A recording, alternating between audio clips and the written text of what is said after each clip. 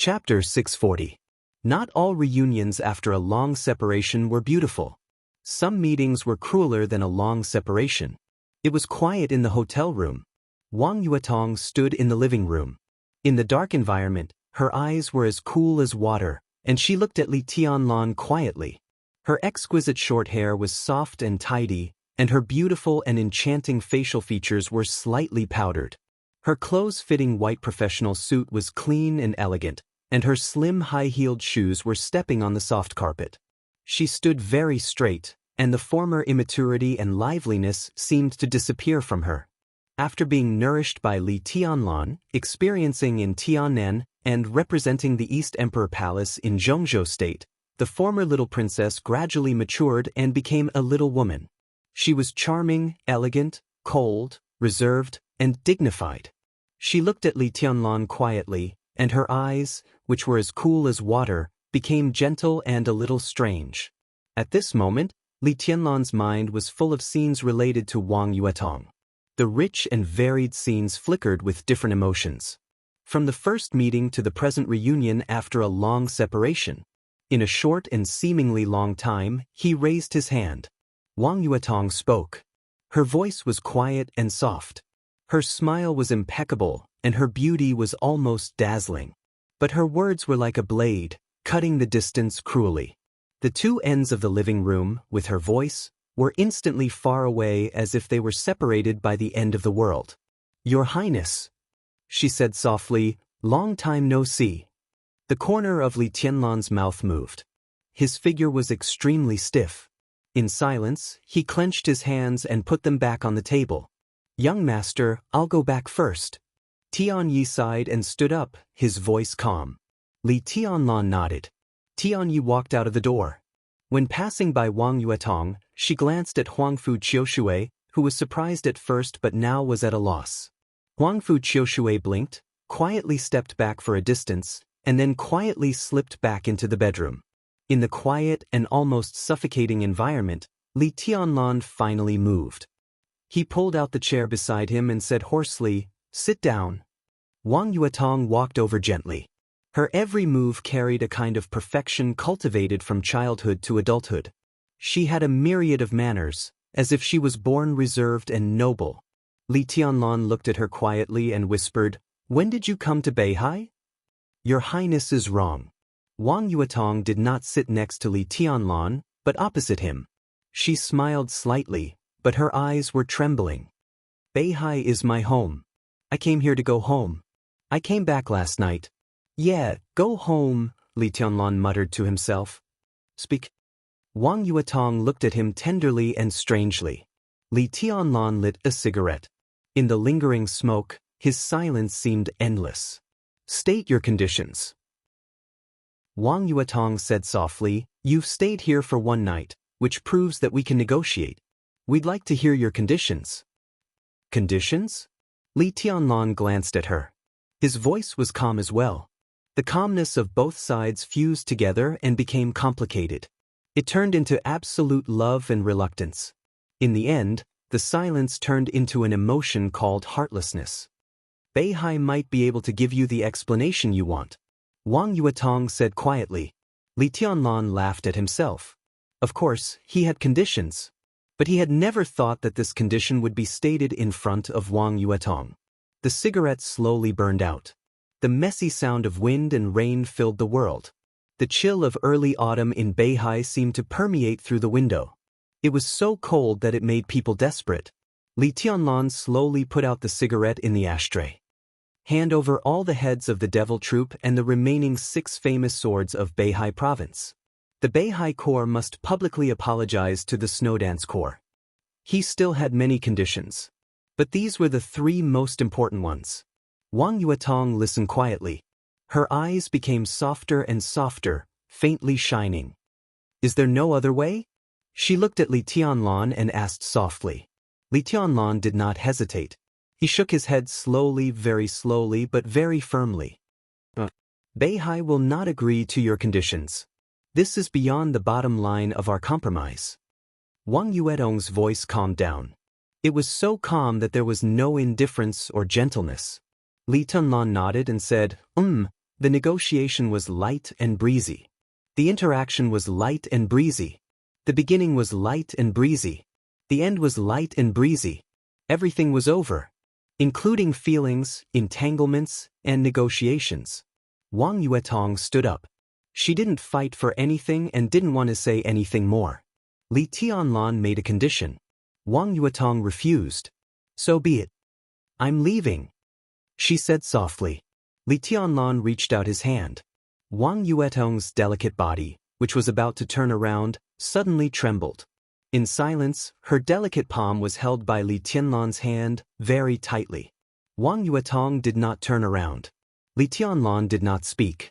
Wang Yuetong laughed with a trembling breath. All her perseverance seemed to collapse in an instant when she felt Li Tianlan's temperature. Tears slowly flowed down. Her palms slowly exerted force.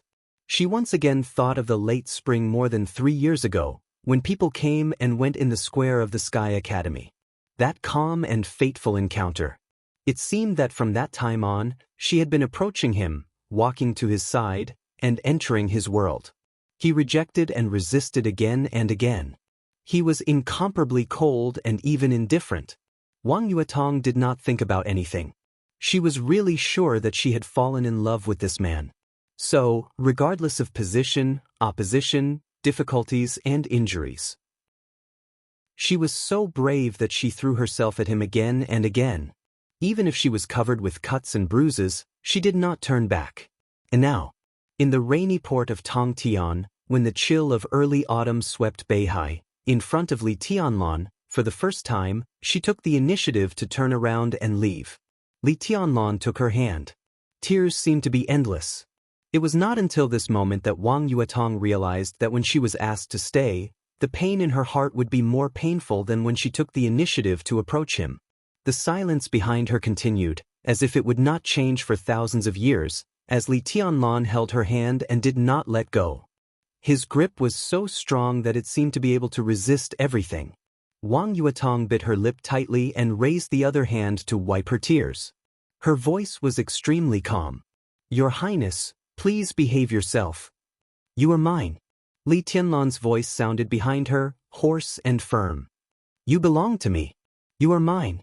Wang Yuetong cried silently and laughed silently. Li Tianlan did not say that he loved her. This man, even when he asked her to stay at the last moment, was still so overbearing. He said that she belonged to him and only him. Her palm gradually exerted force, as if she wanted to pull out of Li Tianlan's hand. This chapter is not over.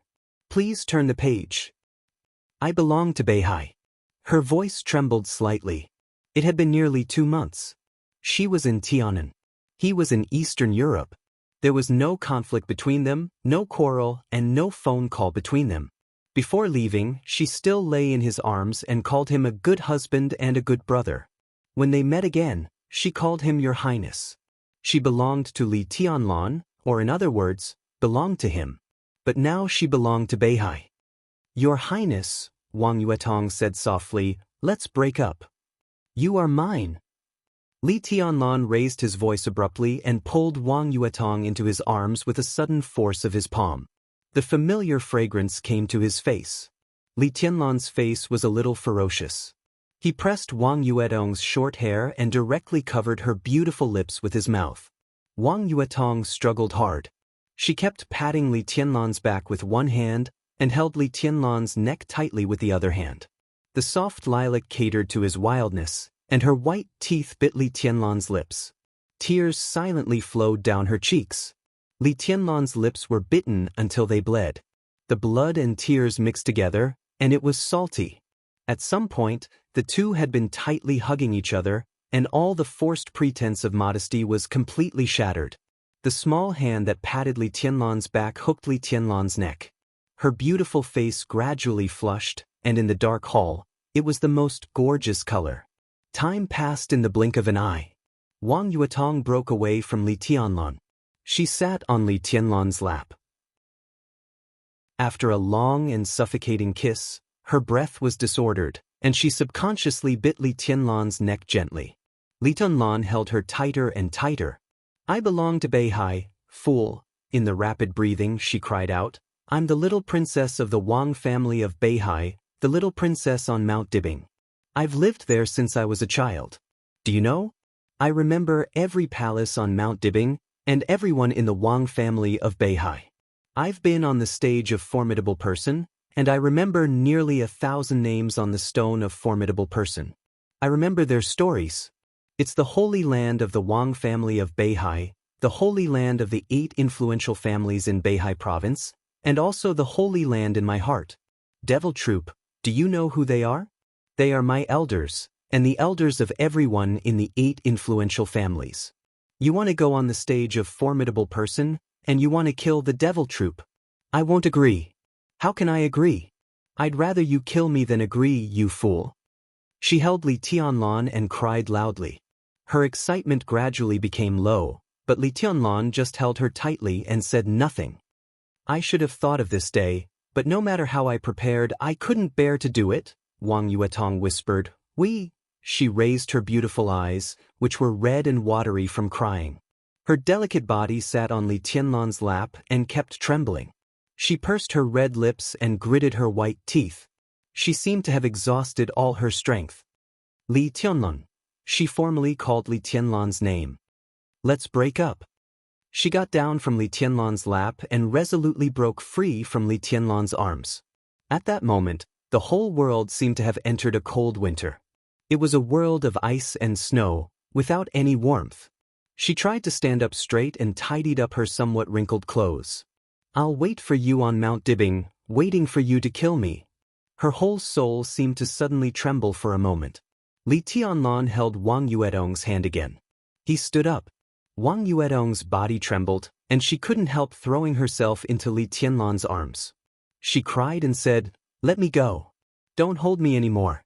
Let me go." Li Tianlan stood there expressionlessly, letting Wang Yuetong beat his chest with her other hand. He took her hand and pulled her body closer and closer. Wang Yuetong seemed to be tired. She grabbed Li Tianlan's collar with her tender white hand and sobbed. Li Tianlan just looked at her without saying a word. Wang Yuetong, who was mentally and physically exhausted, leaned on Li Tianlan and greedily sniffed his scent. She slowly put down her hand that was grabbing Li Tianlan's collar and hugged his waist tightly. The sky was still gloomy. It was raging. In the dark environment of the room, Wang Yuetong buried her small face in Li Tianlan's arms. She sobbed and whispered, "I want it." The 3 simple words were like a wildfire, almost burning all of Li Tianlan's reason in an instant. Without any hesitation, he bent down, picked up Wang Yuetong, and put her on the tea table in front of him.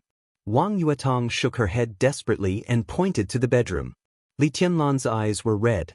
He rushed over with her in his arms, as if he were holding a light doll. The bedroom door was violently kicked open by him. The white sheets, the white walls, the white curtains, and the white furniture were clean. She sat on the bed in a daze, and her white dress was also clean. Huangfu Qiushui, who was startled, suddenly stood up and stared blankly at Li Tianlan and Wang Yuetong, a little confused. No one paid attention to Huangfu Qiushui. At this moment, Li Tianlan only had eyes for Wang Yuetong. Wang Yuetong only had eyes for Li Tianlan. The cold early autumn was blooming with warm spring colors, bright and beautiful. The wind and rain beat the entire Tongtian port. Clear water flowed all over the quiet valley. There were orioles in the valley, and their moving songs surrounded the entire world. They were soft and gentle, crisp and pleasing to the ear. The dreamlike mountains and rivers were changing shape under the supreme will, and the soft sky light emitted an intoxicating white luster. Time passed by. They lingered on. There was no grudge, no position. This was a fairyland, a paradise. The sky was always gloomy in the morning or at noon. The wind and rain were still falling. Wang Yuetong sat in front of the dresser beside the bed and tidied up her short hair. Her mood completely calmed down. She was no longer wild and delicate. She became calm, gentle, reserved, and noble. "I'm leaving." Her crisp voice, like that of an oriole, was slightly hoarse. Li Tianlan raised his hand as if he wanted to grasp something. In silence, he slowly put down his raised hand. There seemed to be a lingering, ambiguous atmosphere in the air. Wang Yuetong tidied up her clothes and looked at the corner. Her blushing face flashed a touch of unnaturalness. She forced herself to calm down and said, "Let's go together?" Huangfu Qiushui curled up in the corner. Her cold and charming face was as red as blood. Her slender legs were closed together, trembling slightly. Her disordered breath caused her plump chest to rise and fall gently. She seemed to be completely immersed in her own world. Hearing Wang Yuetong's voice, she slowly raised her head and looked at Wang Yuetong. Her hazy and charming eyes were full of an incredible look. Wang Yuetong coughed and walked to Huangfu Qiushui in high heels. Her slender heels stepped on the carpet, light and soft, as if she were walking in the clouds. She reached out to Huangfu Qiushui. Huangfu Qiushui shook her head, her face getting redder.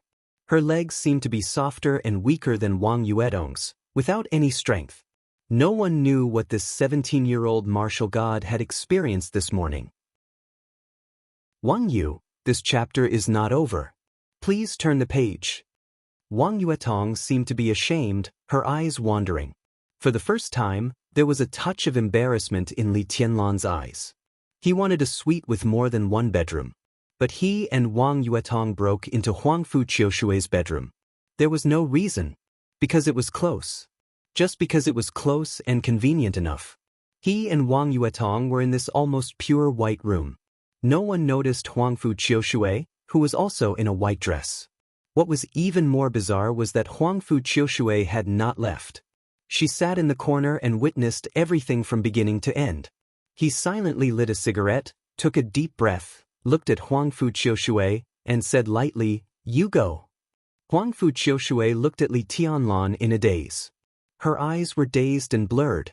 The previous coldness had completely disappeared, and her eyes were full of strange emotions. Not long ago, in this room, she saw with her own eyes Li Tianlan's power in another field. In that state, Li Tianlan was completely like a lion, while Sister Yuetong's fair and tender body was like a little lamb that had no ability to resist. The little lamb was constantly being bitten by the lion, struggling, resisting, begging for mercy, and fawning. No matter what she did, she could not resist the lion's power. The most real scenes hit her heart without any concealment. Somehow, at that moment, Huangfu Qiushui's mind was filled with the image of Li Tianlan splitting the mountain with a sword of the 13-story building level. This man, she could not describe her inner feelings at all. At some point, she felt that she had become Sister Yuetong, the little lamb, trembling under the lion's claws and teeth, delicate and pitiful. She slowly lowered her head. Her legs were still weak. Her face flushed, she shook her head and whispered, "I'll go back by myself. I want to take a bath." Wang Yuetong blushed slightly and turned to look at Li Tianlan. Li Tianlan quietly looked at the drifting smoke in front of him. There would be no more accidents. Out of this door, what should go would go, and what should move forward would continue to move forward. Wang Yuetong went into the bathroom to wash her face and whispered, "I'm leaving." Li Tianlan stood up and saw Wang Yuetong out of the suite and into the elevator. In the indescribable silence, the two stood close to each other. They used to be intimate. Just now, they were also intimate. But at this moment, the extremely close distance was like a chasm, completely separating the two. It was still raining in the hotel. The hotel owner stood respectfully in the hall for a long time. Seeing Wang Yuetong come out, he trotted to the front desk and took an umbrella. It seemed that he wanted to hold the umbrella for Wang Yuetong himself. Wang Yuetong shook her head, reached out to take the umbrella, and said thank you. In fact, there was no need for an umbrella at all. In the falling wind and rain, in front of the gate of the hotel, a pure black Rolls-Royce was quietly parked there, and 2 rows of bodyguards in black stood there quietly. Like 2 rows of motionless statues, they spread into the rain. Wang Yuetong stood in front of the door, holding the umbrella, quietly watching the wind and rain outside the window. No matter how sweet the distance was, it was always separation. Li Tianlan was still silent. "I love Beihai," Wang Yuetong whispered. She turned to look at Li Tianlan, and there seemed to be thousands of words in her blurred and charming eyes. Li Tianlan looked at her without saying a word. "Just like I love you." The two stood face to face, and they could feel each other's breath. Wang Yuetong clenched her hands into small fists. She looked at Li Tianlan and seemed to be waiting for something. Li Tianlan did nothing but looked at her seriously. "Will you go to Mount Dibbing?" Wang Yuetong looked at him deeply, as if she wanted to carve Li Tianlan into her eyes. "Yes." Li Tianlan's voice was dry, but there was no hesitation. "Okay." Wang Yuetong laughed. "I'll wait for you on the mountain." She reached out and touched Li Tianlan's face. "I love this place and I have something I want to hold on to, just like you. Your Highness, I believe that you will go to Mount Dibbing, and I believe that you will see me. If we meet again, we will be enemies." She looked at Li Tianlan, and her affectionate eyes seemed to contain the whole Beihai. "So, don't be merciful. Either you kill me or I kill you." Li Tianlan closed his eyes and took a deep breath. "Is there anything you want to say to me?" Wang Yuetong asked softly. There was only expectation in her eyes. Li Tianlan glanced at her. After a long and short glance, he shook his head. Wang Yuetong said yes. Her palm left Li Tianlan's face. Her eyes became reserved again. She turned around and walked to the Rolls-Royce. The door was slowly opened. Wang Yuetong stood in front of the door and slowly looked back. In her sight, Li Tianlan stood there, expressionless and frighteningly quiet. Wang Yuetong walked into the car. The Rolls-Royce started slowly. When the huge motorcade was about to leave the hotel, Wang Yuetong suddenly said, "Stop the car." The car stopped and the door was opened. Wang Yuetong pushed the door hard and looked back at the hotel again through the wind and rain. Li Tianlan was still standing in front of the hotel. He didn't move, but he didn't ask her to stay. Under the wind and rain, Wang Yuetong's eyes almost turned red from crying. As if she had no reluctance to leave, she turned around and got in the car. The motorcade left in a mighty manner and didn't stop. Li Tianlan watched all this quietly until Tianyi came over again and stood beside him. "Young master," his voice was hesitant, "I think, if you don't let her go in the end, she will stay." After a pause, his voice became clearer. "Even if she has to bear everything." Because in the last parting, her silence and the 2 times she looked back seemed to be waiting for something. Li Tianlan was silent for a long time before he whispered, "I know." He knew, but he couldn't bear to. He could not bear to let her carry all the things that she should not carry. Just like Wang Yuetong, she also knew that as long as she opened her mouth, Li Tianlan might also stop at Port Tongtian and return to Zhongzhou State with all his grievances and grievances. But she couldn't bear to. Therefore, he remained silent and did not persuade her to stay. She remained silent and did not ask him to turn back. It was all because he couldn't bear to. She stayed in the North Sea. He is God's soldier's mountain. It was because of their respective standpoints, but it was obvious that neither side wanted the other to bear any burden or suffer any grievances. Therefore, they respected each other's choice to the greatest extent. Even if such a choice was heartbreaking. Li Tianlan did not blame Wang Yuetong. She was still his woman. Wang Yuetong did not blame Li Tianlan. He was still her man. The wind and rain fell. The cold autumn air was like a knife, bringing with it the cruelest things in the world, mercilessly cutting apart the most tender moments. He slowly turned around. He did not blame the world for not being beautiful. He could only blame the vicissitudes of life. End of chapter. Bookmark for easier reading. Chapter 641. The rain was getting heavier and heavier, and the world seemed to shrink in the wind and rain. As his field of vision stretched forward, the hazy rain and mist slowly spread, and only the scene a few meters in front of him was still clear. The black Rolls-Royce had gradually disappeared in the wind and rain. Li Tianlan stood in front of the hotel and was silent for a long time. The faint light from the sky gradually dimmed. The light in front of the hotel lit up. After a day of heavy rain, his bare feet stepped on the ground, and endless chill enveloped him. He stood silently, as if he had become a statue. The wind at night was getting stronger. After standing for a whole afternoon, Li Tianlan finally turned around and walked back to the hotel. The light in the room was still off.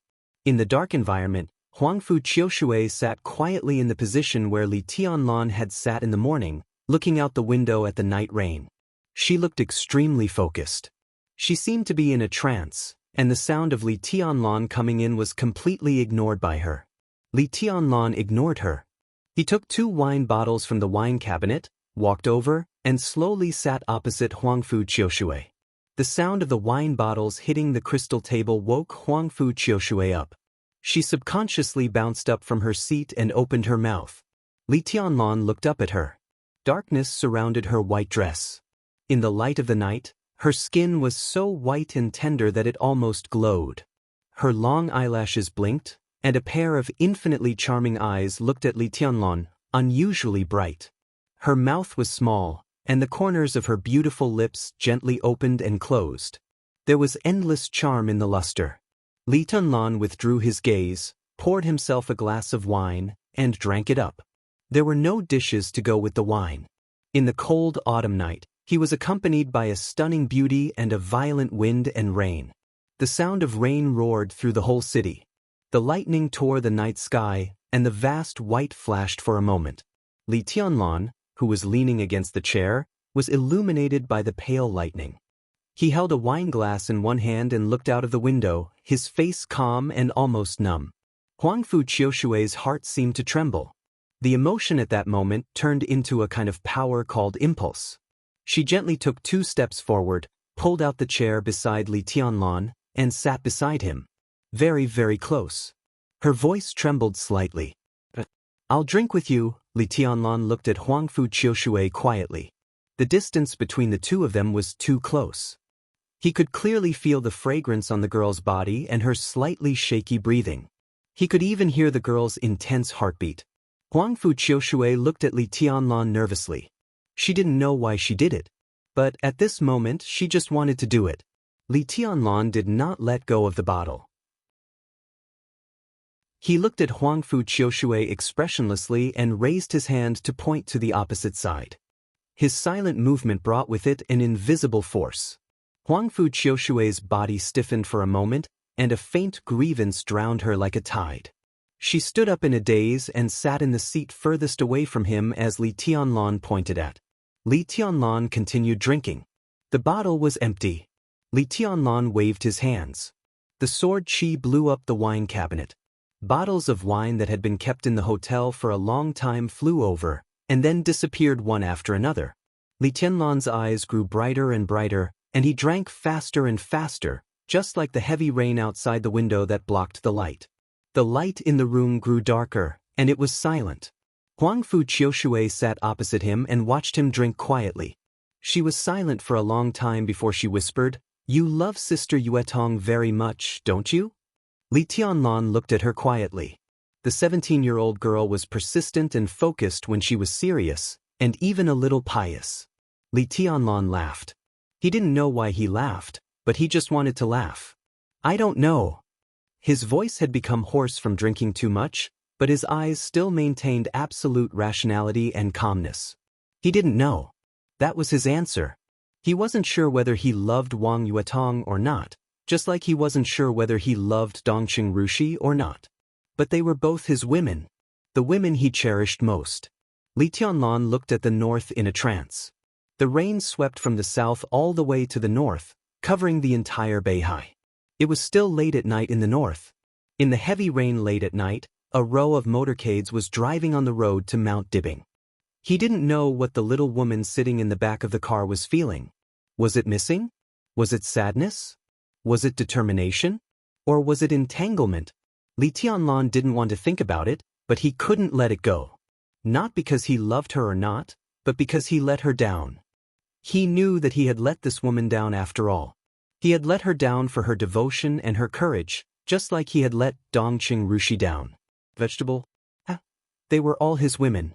In this dark night, someone was heading north, walking in the direction he was about to pass, but they were getting farther and farther away from him.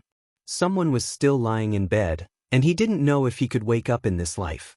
Only Qin Weibai was still in Yuzhou, still waiting for him to go back. He hadn't let her down. Li Tianlan threw away the wine glass, picked up the bottle, and poured a mouthful of wine into his mouth. The wine flowed down his collar. There was a wildfire burning in his stomach that couldn't be extinguished. The more it burned, the more Li Tianlan wanted to drink.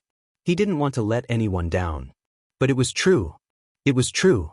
Dongqing Rushi was sleeping, and Wang Yuetong was far away. The two of them seemed to have an invisible weight that was pulling his life in another direction. In fact, you don't have to do this, Huangfu Qiushui looked at Li Tianlan and said cautiously, you have proved your strength. I think if you are willing to be with Sister Yuetong, the teacher will not disagree and, she looked at Li Tianlan, as if she was choosing her words. Li Tianlan looked at her. His eyes were extremely cold. What do you know? This chapter is not over. Please turn the page. Huangfu Qiushui bit her lip and stopped talking.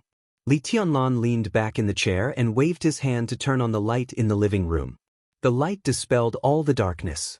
The soft light flowed through the hall and fell into Li Tianlan's eyes, twisting in trance. Li Tianlan held the wine bottle in his hand tightly and stopped talking. Huangfu Qiushui observed him carefully. Her face was slightly red, but she looked at him attentively and carefully, almost gazing. Her eyes fell on Li Tianlan's bare feet. Li Tianlan had been barefooted since he went up the painting mountain until now. Huangfu Qiushui hesitated and walked into the bathroom. After a while, she came out with a foot basin with a massage function. The clear water swayed in the basin, reflecting her cold and beautiful face, which was a little blurry. Li Tianlan looked at the soft light in the living room motionlessly, as if looking up at the starry sky. Huangfu Qiushui squatted down in front of Li Tianlan. The hem of the white dress fell on the carpet, layer upon layer, like a blooming white flower. Huangfu Qiushui looked at the tools in front of her and Li Tianlan's feet. She bit her lip gently, and her eyes flashed with complicated brilliance. Can you give Qiushui back to me? She asked in a low voice. Her voice was so soft that she didn't even hear it clearly. Li Tianlan didn't respond. Huangfu Qiushui seemed to find an excuse for herself. Her tender white hands stretched out trembling. She held Li Tianlan's feet, put them in the basin in front of her, and carefully washed them. Li Tianlan lowered his head and looked at Huangfu Qiushui quietly. At this moment he suddenly thought of Qin Weibai. Qin Weibai had also washed his feet. Her gentleness surrounded Li Tianlan little by little, and even made him take everything for granted. But Huangfu Qiushui was different. Qin Weibai was a goddess. But she was also a woman who belonged to him. And Huangfu Qiushui, her tender white palms moved gently in the water. On her snow-white wrist, a green jade bracelet shone softly in the water. Li Tianlan narrowed his eyes. He didn't have to think to know that countless people in the whole of Beihai dreamed of holding this pair of noble and white hands and clasping fingers with her. But now, these hands were gently kneading his feet, carefully trying to please him. It was so lowly. Li Tianlan looked at her quietly. Do you know the Jiang family? He asked suddenly. Huangfu Qiushui shook her head reflexively. Her hands didn't stop moving. After a while, she whispered, Is it the heaven saber? Li Tianlan said, indifferently. Huangfu Qiushui hesitated and struggled, but she couldn't help it. She shook her head, but said honestly, I've seen Grandpa Heaven Saber. At his peak, Grandpa Heaven Saber once entered the top 5 on the divine list. I haven't seen his saber, but I heard from my teacher that his saber is very domineering. In recent decades, he is the best saber user. Can I kill him? Li Tianlan asked. The Heaven Saber Emperor had sealed his saber for more than 20 years and had been recuperating for more than 20 years. He didn't expect to hear any information from Huangfu Qiushui, so he asked casually. Huangfu Qiushui lowered her head and served Li Tianlan's feet. She whispered, I don't recommend you go to Kanglin Lake. Li Tianlan twitched the corner of his mouth and didn't speak. He casually raised his foot and stepped on Huangfu Qiushui's skirt. Huangfu Qiushui's delicate body trembled slightly. She lowered her head, and there was no anger in her infinitely charming and beautiful eyes. Instead, they became softer. She hesitated, slightly lifted her skirt, wrapped Li Tianlan's feet, and gently wiped them. At that moment, Li Tianlan saw a piece of snow-white and smooth calf. First time washing someone's feet? Li Tianlan asked carelessly. Huangfu Qiushui's small hands shook. She raised her head and looked into Li Tianlan's eyes. She whispered, yes. Her hands could be said to be the noblest hands in Beihai province. She was the student of summer solstice, the inviolable goddess in the eyes of countless peers in Beihai, the young martial god of the Huangfu family, and the future sword-bearer of Qiushui. How could such a pair of hands be used to wash a man's feet? It was a complete blasphemy. Li Tianlan laughed. He breathed out the smell of alcohol, but his eyes were extremely cold and playful. He lifted his feet along the soft hem of her dress, lifted Huangfu Qiushui's chin, and touched her face with his toes. Her face was extremely soft and delicate, almost fragile. I'm so honored. His feet rubbed Huangfu Qiushui's face. He said lightly, why? What? Qiushui, to give me back. Huangfu Qiushui's breathing became completely chaotic. Li Tianlan's feet slid gently on her face. This was a scene that could completely make all the teenagers in Beihai province lose their minds. Huangfu Qiushui's eyes were a little humiliated. Her face was red, but she looked into Li Tianlan's eyes bravely. Her eyes were cold, with humiliation and complexity, but also entangled with an incomparably clear desire. She did not know why she was like this. She was not Wang Yuetong. So Huangfu Qiushui could be sure that she did not fall in love with Li Tianlan. But what she had been exposed to the most in her life was swordsmanship. The most perfect swordsmanship had an almost fatal attraction in her eyes. Li Tianlan was young enough, strong enough, and strong enough. He broke into her world with the most perfect posture and took away Qiushui, which was equivalent to taking away everything from her. On the Lingtai Mountain, she looked at the Tianguang Spirit Lock platform. On the Painting Lu Mountain, she watched him split the mountain with a sword, and Qiushui cut the world. Strong, domineering, and indifferent. Invincible and invincible. He was the heavenly son and the perfect figure that Huangfu Qiushui had dreamed of countless times. This had nothing to do with love. It was just the purest admiration, or it could be said to be infatuation. Countless feelings. This chapter is not over. Please turn the page. Her emotions had been rising and falling in her heart. She still remembered that Li Tianlan was an enemy, but she also remembered that she saw Li Tianlan as perfect. And then, just today, this morning in the bedroom next to this suite, her favorite sister was thrown on the bed by him, and the two of them were entangled with each other, completely ignoring her existence. That was a scene that Huangfu Qiushui had never imagined. Li Tianlan was like the strongest lion, gnawing on the white sheep under him, the prey that the conqueror could see. She heard Wang Yuetong screaming, begging for mercy, provoking, and then conquering again and again, crazy and happy. Those scenes almost completely destroyed Huangfu Qiushui's reason. For the whole day, she was in a trance. She thought of Li Tianlan's sword light and Li Tianlan's almost barbaric biting. The scenes kept changing. It turned out that even enemies could hug together and fight on another battlefield. She didn't love Li Tianlan, but at this moment, his feet were mercilessly desecrating her face. The desire in her heart suddenly magnified 1,000 times. She thought of the scene she saw, and her body seemed to be on fire. She really hoped that she was Li Tianlan at that time and was conquered by him again and again, tonight, now, or anything else. She looked at Li Tianlan's eyes intently. At this time, Li Tianlan could do anything to her. She might resist, but she would not refuse. Because of desire. She longed for his strength to destroy everything about her, to make her fall once, or for a lifetime. Li Tianlan played with her face. After a long time, he slowly put down his feet and said lightly, "I'm not interested in little girls." He pointed to the tools on the ground. Huangfu Qiushui bit her lip hard, slowly picked up the basin and walked into the bathroom. She hid in the bathroom for a long time, washed her face with cold water, and slowly walked out. All the wine bottles on the table were empty. Li Tianlan sat in the chair and slowly fell asleep. Huangfu Qiushui hesitated to wake him up, but stood behind him. "Can you give Qiushui back to me?" she murmured something under her breath. Li Tianlan didn't wake up. Huangfu Qiushui seemed to have put down the burden and reached out to gently knead Li Tianlan's shoulder. The messy wind and rain gradually subsided. Huangfu Qiushui turned off the light. In the dark environment, the sound of rain occupied the whole world. Huangfu Qiushui slowly kneaded Li Tianlan's shoulder, seriously as if she was practicing swordsmanship. A little sword intent rose and fell with Li Tianlan's breathing. He seemed to be sleeping, but also meditating. The perfect sword intent hovered around his body almost all the time. In this way, Li Tianlan was getting stronger almost all the time.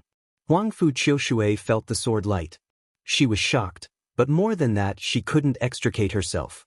She didn't tell Li Tianlan that from the very beginning, she could understand the 13 floors, which represented the supreme achievement of the Chosen One. Although she couldn't understand all of the sword formation. But if he could understand it, he could understand it. From darkness to dawn. The sky broke, and the morning sun was slightly cold. Nearly 200 elites belonging to Tianluo gathered in Tianyi.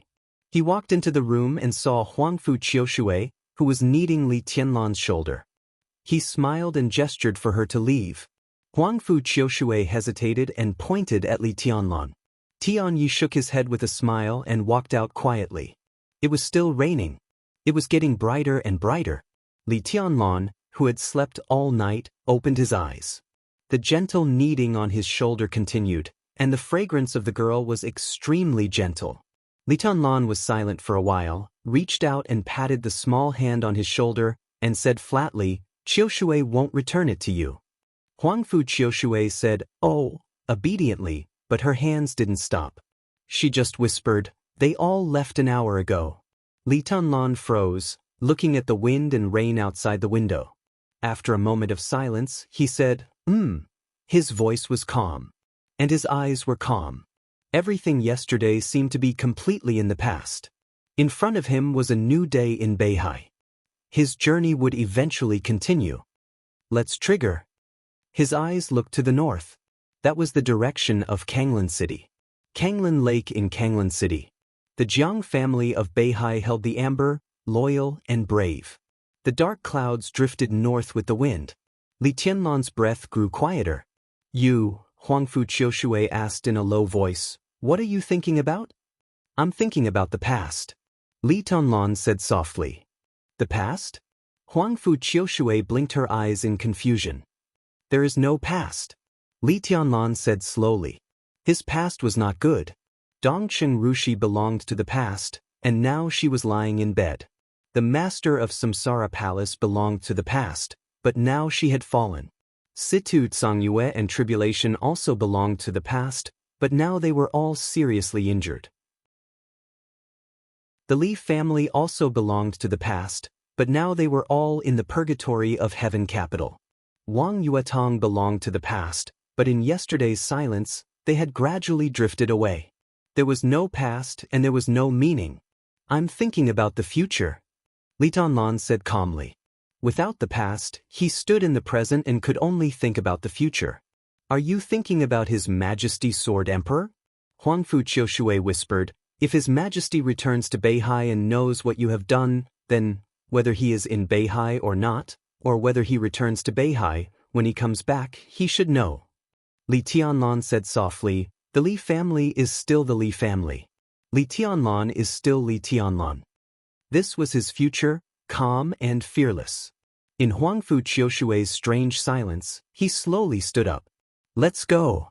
The wind passed Beihai, and the clouds passed Kanglan. Forget the past, not afraid of the future. End of this chapter. Bookmark for easy reading. Chapter 642. 3,000 miles of Kanglan River flowed into Beihai. Kanglan River was one of the most important waters in Beihai province. It was connected to Beihai. The sound of water surged all day long, vast and spectacular.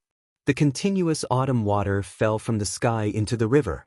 Large ripples surged rapidly with the flowing water. Li Tianlan stood on the bank of the river, looking at the mainland on the other side of the river through the large water, thinking for a long time. The mainland on the other side was still Beihai province. After crossing Qiushui, Tongtian, and Kanglan, Li Tianlan had walked through half of Beihai province. Kanglan River was the most important dividing line between the north and the south of Beihai province. After crossing this river and going all the way north, he would reach Mount Dibing, which also meant that he had officially broken through half of Beihai province. The premise of all this was that he needed to suppress the island in the center of the river. The quiet and elegant island floated in the center of the river. The island was surrounded by water waves, but because the water was high, it was connected to Kanglin River. Although it was connected to the Zhonglan River, they were not compatible. Amidst the surging river, the surface of the water remained strangely calm due to the flow of the water. This was Kanglin Lake. The lake in the river. The headquarters of the Jiang family of Beihai was built on the island in the center of Kanglin Lake, in the middle of the whole Beihai province. Li Tianlan looked at the island in the lake quietly. He looked at the city on the other side of the river. I heard that this used to be a sea? Li Tianlan suddenly asked. It's different. Huangfu Qiushui said quietly. According to the historical data of Beihai province, this place used to be much wider than it is now. At that time, the land under our feet didn't belong to Beihai. East Island voluntarily ceded the land under our feet. The Wang family built Qiushui, Tongtian, and Kanglin cities here, and then began to fill in the sea, narrowing the distance between the two lands. To some extent, it was an expansion of the land of Beihai.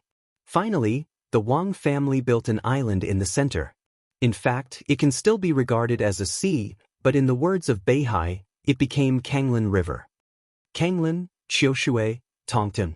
The Huangfu family was in the northernmost part of Beihai. They had many famous generals and were vigilant against East Island. The Chen clan of Tongtian Port was as steady as a mountain, guarding the window of Beihai province open to the whole dark world. The Azure Billow Jiang clan wasn't located in Azure Billow City, but in the center of the North Sea province on the Azure Billow River, forming the most important passageway between the north and south. Loyal, brave and fearless. Amber. Skyblade. Li Tianlan thought silently. The Jiang clan, which had been the strongest among the 7 great sword-bearing clans for decades, was on that island. Li Tianlan was sure that this would be the fiercest battle before he arrived at Mount Dibing. It was also the battle he looked forward to the most. The invisible sword chi twisted slightly around him. The space around him suddenly dimmed. Li Tianlan stretched out his hand and gently flicked his fingers at the vast river. The condensed sword chi instantly cut through the river water and rushed towards the island in the middle of Zhonglan Lake. This sword did not have any lethality, but it carried an indescribable swiftness. It was as if a shallow crack had been cut open on the surface of the river in an instant. The water was split apart, and the tiny crack spread forward at a rapid speed. Li Tianlan waited quietly. In Huangfu Qiushui's sight, the tiny and condensed sword chi cut through the river water and rushed into Zhonglan Lake. With unparalleled strength and confidence, it directly disappeared at the end of her sight. There were 3 flagpoles in the middle of the island in the lake. Even if it was raining, the 3 flags of different colors were still flying stubbornly. The star flag of Zhongzhou State was bright red. The flag of the Wang family of Beihai and the star flag of Zhongzhou State, which were engraved with the sky and the sea, stood side by side on the black base.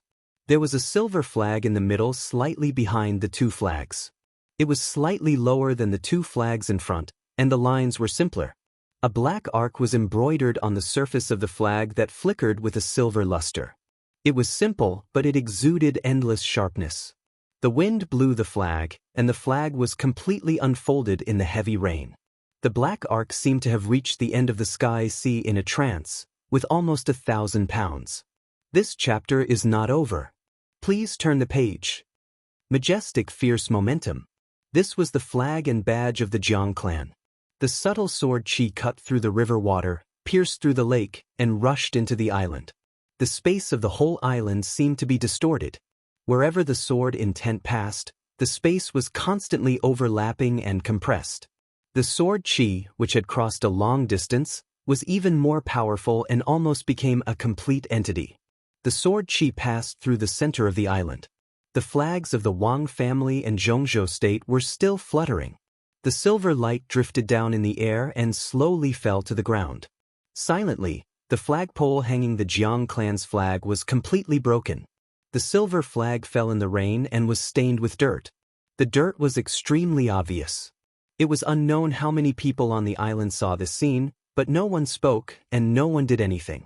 Everyone in the Jiang clan seemed to have sunk into an indescribable silence, not saying a word. There was a hill behind the 3 flagpoles in the center of the island. There was a pavilion on the hill. This was the place with the best view in the entire headquarters of the Jiang family. The Tsanglan River was rushing under the feet, and the vast Beihai was endless. On the left and right sides were Kanglan City and Queen City. Sitting in the center of the pavilion and looking up, one could see the grandeur everywhere. The old man was playing chess in the center of the pavilion, and his chess pieces were placed gently. The sword chi entered the headquarters of the Jiang family in the middle of the game. The old man raised his eyebrows and put down a chess piece casually. In the next second, the flag of the Jiang family fell. Young and vigorous. The old man's expression was calm as usual, and there seemed to be a little smile on his face. But such sword chi, such sword intent at such a young age, it's really something to be proud of. The flagpole in front of the pavilion fell to the ground. The incomparably real sword intent was still shining. The light was not dazzling, but it tore the surrounding air vaguely. A void seemed to suddenly appear under the gloomy sky. The void rotated slightly. The real sword energy gradually became illusory. An extremely delicate small sword stayed where the flagpole was before it fell. The sword vibrated slightly in the air, constantly changing its shape. It grew longer and longer, and it became more and more blurry. It was indeed a sword. It seemed to be real and illusory at the same time. It hovered in the air, and everything around it, including the sword, seemed to be transparent. The old man squinted at the transparent void, feeling the indistinct sword intent, and smiled softly. His smile was calm and natural, with the traces of age. The old man was already very old. His sparse hair was pure white, and his eyebrows were almost completely gone. His skin was still bright and clean, with very few wrinkles, but it was extremely loose. He guarded the chessboard, his body hunched as he looked at the almost completely invisible sword. There was no frightening light in his eyes, only a kind of indifference and peace that made people drowsy. 13 floors, 1 sword to split the mountain, the old man whispered to himself. If I'm not wrong, this is the void sword of the 13 floors? You have a good memory. The beautiful mature woman opposite the old man said with a smile. She put a black chess piece on the chessboard in her white palm and asked softly, "How sure are you?" "I'm old and I don't have any confidence at all." The old man squinted and smiled. "But there are some things that can't be done without confidence. The young man of the Li family broke my flag, so I have to try to break his sword." The people on the island finally started to move. Jiang Tongya, the current patriarch of the Jiang family, personally led the team. They took a boat into the lake and went straight to the opposite shore. The woman watched all this quietly. When has Beihai ever been so down and out? She watched the boat disappear into the distance and murmured to herself, "Ups and downs are all fated. In life, I've seen people who have triumphed along the way, but I've never even heard of families and forces that have triumphed throughout the ages, let alone seen one. North Sea's foundation is now completely stable. At this point, a momentary victory or defeat doesn't mean anything. As long as we have Beihai, we can have everything. This chapter is not over. Please turn the page." The old man looked down at the chessboard in front of him and said slowly, "The child of the Li family came to Mount Dibbing just to ask for an explanation. He took away Qiushui and ended all generations. In fact, it's nothing. The famous general troops suffered heavy losses, and the heavenly formation was broken. The Chen family needs to recuperate for the next few decades. As for the Jiang family, even if I die today, it's nothing. Even if he really breaks through the whole Beihai, so what? Beihai is just a temporary failure. He won't destroy Beihai. Even if he wants to, he doesn't have the ability. I met with that person in your family not long ago and mentioned Zhongzhou State. Now the situation is still clear. He also mentioned Li Tianlan, but he didn't take it seriously at all. It's not because Li Tianlan is not strong. Today, no one can deny his potential, especially after the end of the chaos in Eastern Europe. If he can break through Beihai, he can sweep the dark world. However, even if he finally becomes the chosen one and builds a stronger force than Beihai, Beihai is still Beihai. The 7 sword-holding families surround and protect the Wang family. Beihai is one. With our current strength, the last thing we need to worry about is foreign enemies. As long as we can stabilize internally. There was a bitter smile on the woman's mature but age-free face. For so many years he has been emphasizing the dignity of the Wang family of Beihai to the outside world. His every move was like that, but he ignored some internal problems. When he found out, everything had already taken shape. It's not that we didn't try, but at present, it doesn't help at all. Wang Tianzong hid himself. Wang Xiaoyao entered the invincible realm. Wang Qinglei was ready to make trouble in Eastern Europe. The problems brewing inside the Wang family of Beihai were becoming more and more obvious. Any powerful force that was not afraid of foreign enemies often split from the inside. Today, the 7 sword-holding families were still calm. But the Wang family, which was guarded by them, had begun to crack inside, and it became more and more obvious. If Li Tianlan really broke through Beihai, Wang Xiaoyao would not care. Wang Qinglei would not care. Now Li Tianlan came to ask for an explanation for the cause and effect of Wang Tianzong. When he really went to Mount Dibing, he would trample on Wang Tianzong's dignity and the dignity of the 7 sword-holding families. The boat passed the river and entered Kanglan Lake. The woman looked at it quietly for a long time before turning her head silently. The old man was still studying the chess game in front of him, with no distractions. The woman stood up, bowed deeply to the old man, and whispered, "Old man, please." She knew what her request meant. She also understood that the old man was ready. Only when he was fully prepared could he look so calm. Today, the dignity of Mount Dibing and the 7 sword-holding families was almost all tied to the old man's saber. Heaven's saber de Quebec. Today, after more than 20 years, he was still the strongest saber in the dark world. The old man did not speak, but looked up quietly at the boat that was getting closer and closer. 20 years of saber cultivation. At the age of more than 90, he forcibly recovered to the peak state. The strongest saber, the most brilliant saber light. Everyone knew the consequences of doing so. This was destined to be the most brilliant outbreak in the old man's life. No matter whether he won or lost, his ending was doomed. He would be the first invincible realm expert to be crushed by the general trend in the new era. And all this was just the beginning. Just the beginning. He thought of what Li Tianlan said in Yuzhou. He was the overall situation. It was also the general trend. DK took a deep breath and straightened his body little by little. His surname was not Jiang. However, this was also his beloved family, his beloved Beihai. So, to some extent, he had no choice, just like Li Tianlan. Li Tianlan had no retreat. DK would die. In the roaring wind and rain, the old man held a chess piece in his hand and muttered to himself, "The strongest sword formation." End of this chapter. Bookmark for easy reading. Chapter 643. The exquisite boat slowly stopped on the shore. The woman in the pavilion was no longer in the mood to play chess. She looked at Li Tianlan and Huangfu Qiushui standing on the boat and was silent for a while. Then she said softly, "Old master, I'll go talk to him." DK nodded and said nothing more. The woman turned and left. In the sound of some hurried footsteps, a middle-aged man solemnly walked up to the pavilion with a tray. There was a pot of warm wine and a plate of peanuts on the tray. There was nothing else. The man nodded to the woman and slowly walked into the pavilion. DK had already stood up. His body was straighter and straighter. At this time, he was lowering his head and fiddling with the black and white chess pieces on the chessboard. This game was far from the final stage, so it was natural that the winner could not be seen. The old man held the white chess piece and placed it. His moves were not exquisite, but the black flag in his other hand was frequently used. The strangulation of the black and white chess pieces had completely turned into a one-sided crushing. The old man watched with great interest that the black chess pieces could no longer turn the situation around.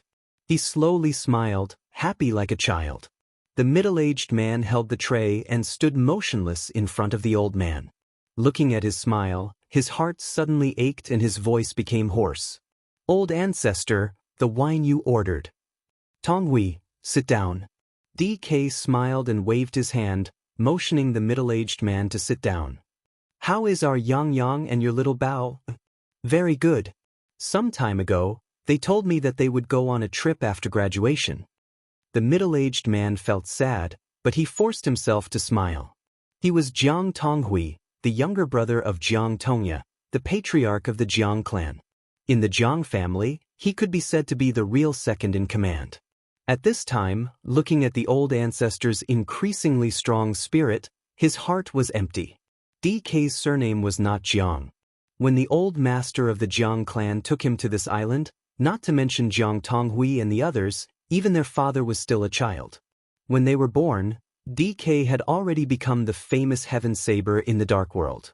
He had been staying on this island for many years, and because of his existence, the Kanglan Jiang clan had become the most powerful sword-wielding force in decades. Family. DK's surname was not Jiang, but he had the highest status in the Jiang family. Whether it was before or after he sealed his blade, this old man who had truly dedicated his life to Kanglan and the Jiang family had never interfered in the affairs of the Jiang family.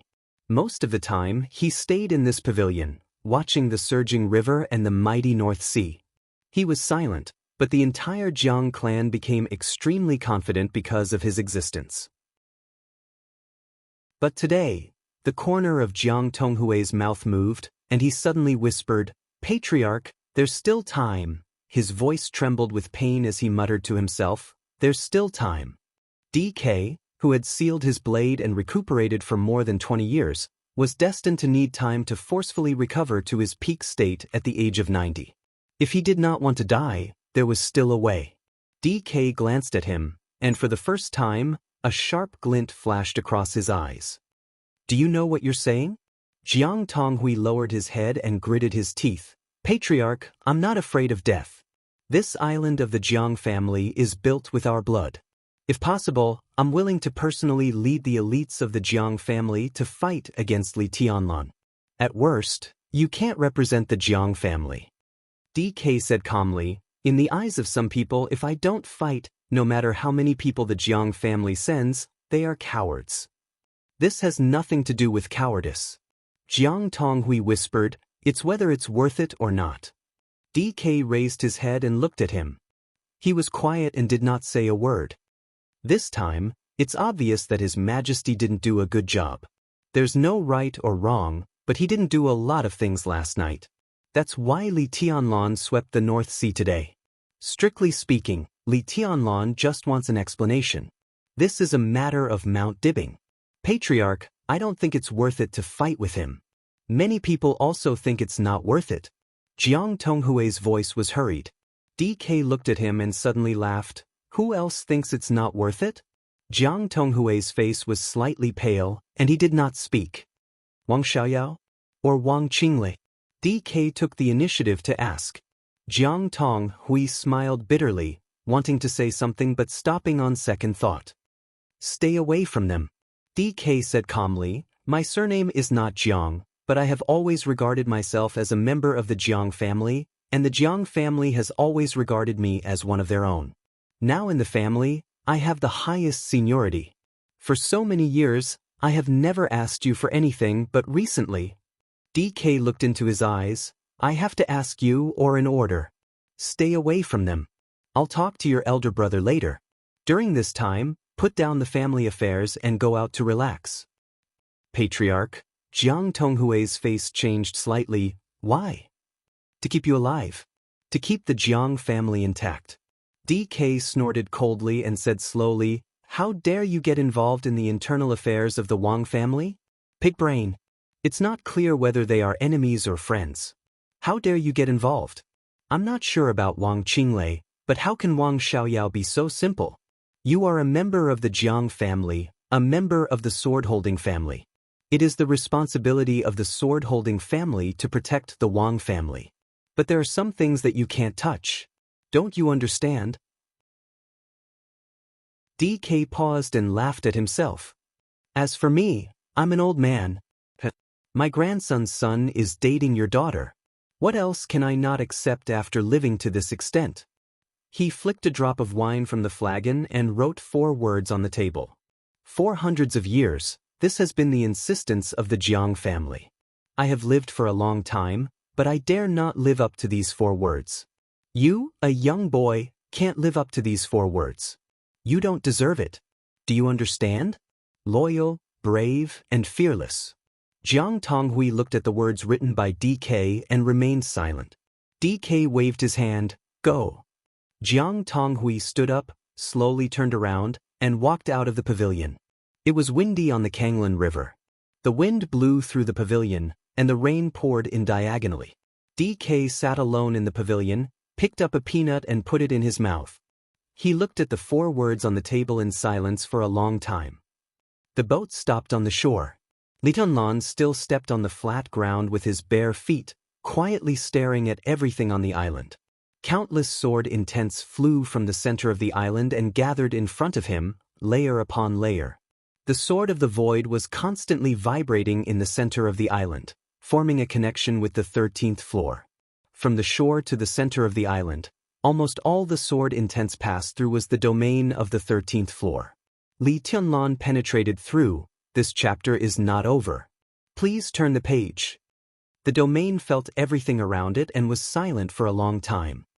Your Highness, you've worked hard all the way here. I've asked people to prepare a banquet. If you don't mind, you can taste the special delicacies of our Kanglan River. Jiang Tonghui, the patriarch of the Jiang family, led the 2 to the island, his voice calm. The patriarch of the Jiang family, who was over 50 years old, could be said to be the most low-key one among the 7 sword-holding families. Before DK sealed his saber, the Jiang family was completely shrouded by DK's saber light. After DK sealed his saber, Di Jiang, whose real name was Jiang Hongwei, became more and more dazzling under the guidance of Wang Tianzong. Among the patriarchs of the 7 sword-holding families, Jiang Tonghui was the most easily ignored one. But in Li Tianlan's eyes, he was also the most unfathomable one. Li Tianlan glanced at him and suddenly said, before I came to Kanglan River, I heard that among the 7 sword-holding families, the Jiang family is the strongest.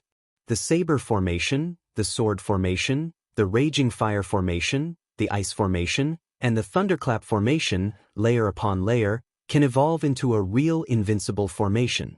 Do you look down on me too much? Or does the invincible formation not need much cooperation at all? In his perception, the island was completely empty. It might not be accurate to say that it was empty.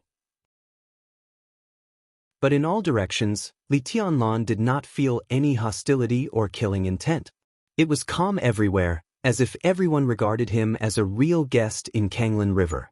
It's because we think too highly of your highness.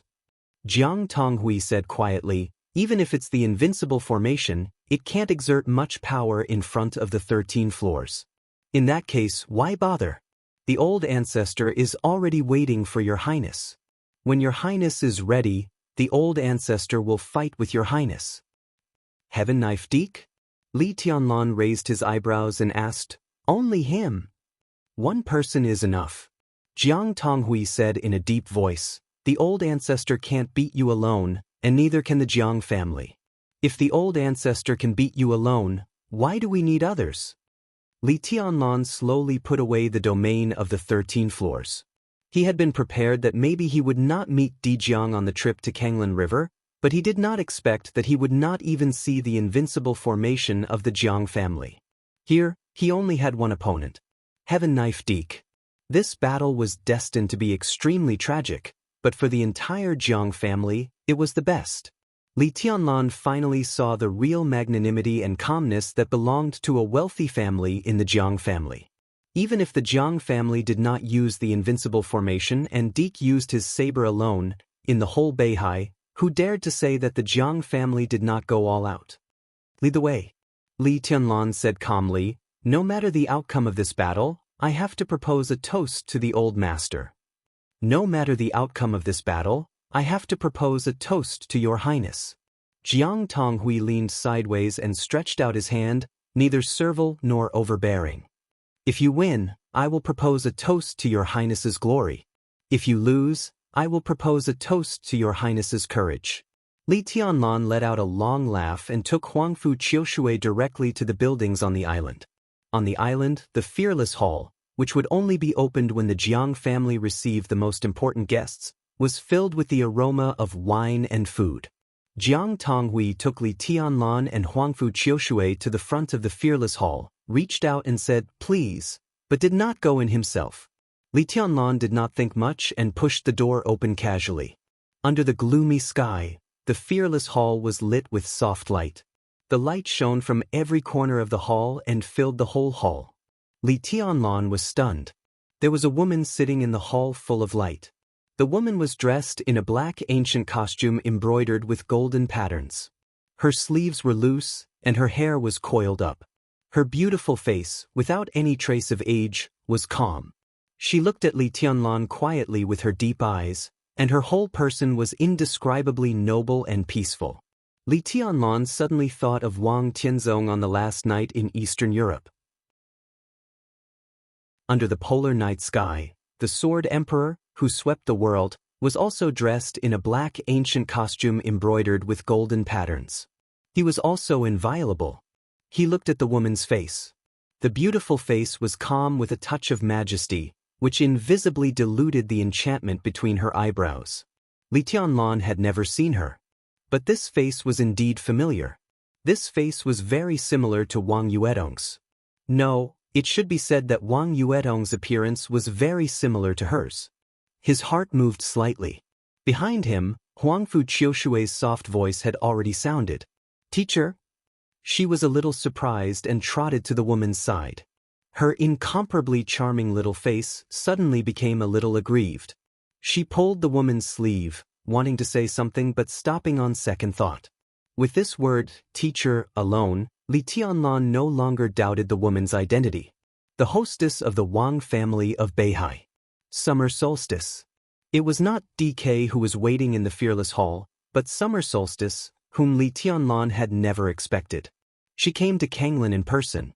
Summer Solstice gently held Huangfu Qiushui's palm and laughed softly. "Qiushui is lost?" Huangfu Qiushui's little face blushed and she secretly glanced at Li Tianlan. She knew that the teacher was talking about the autumn water sword, but at this time, she felt that the teacher was referring to something. "It doesn't matter." Summer Solstice pulled her to sit beside her, touched her soft hair, and whispered, "Let the old master here get it back for you later.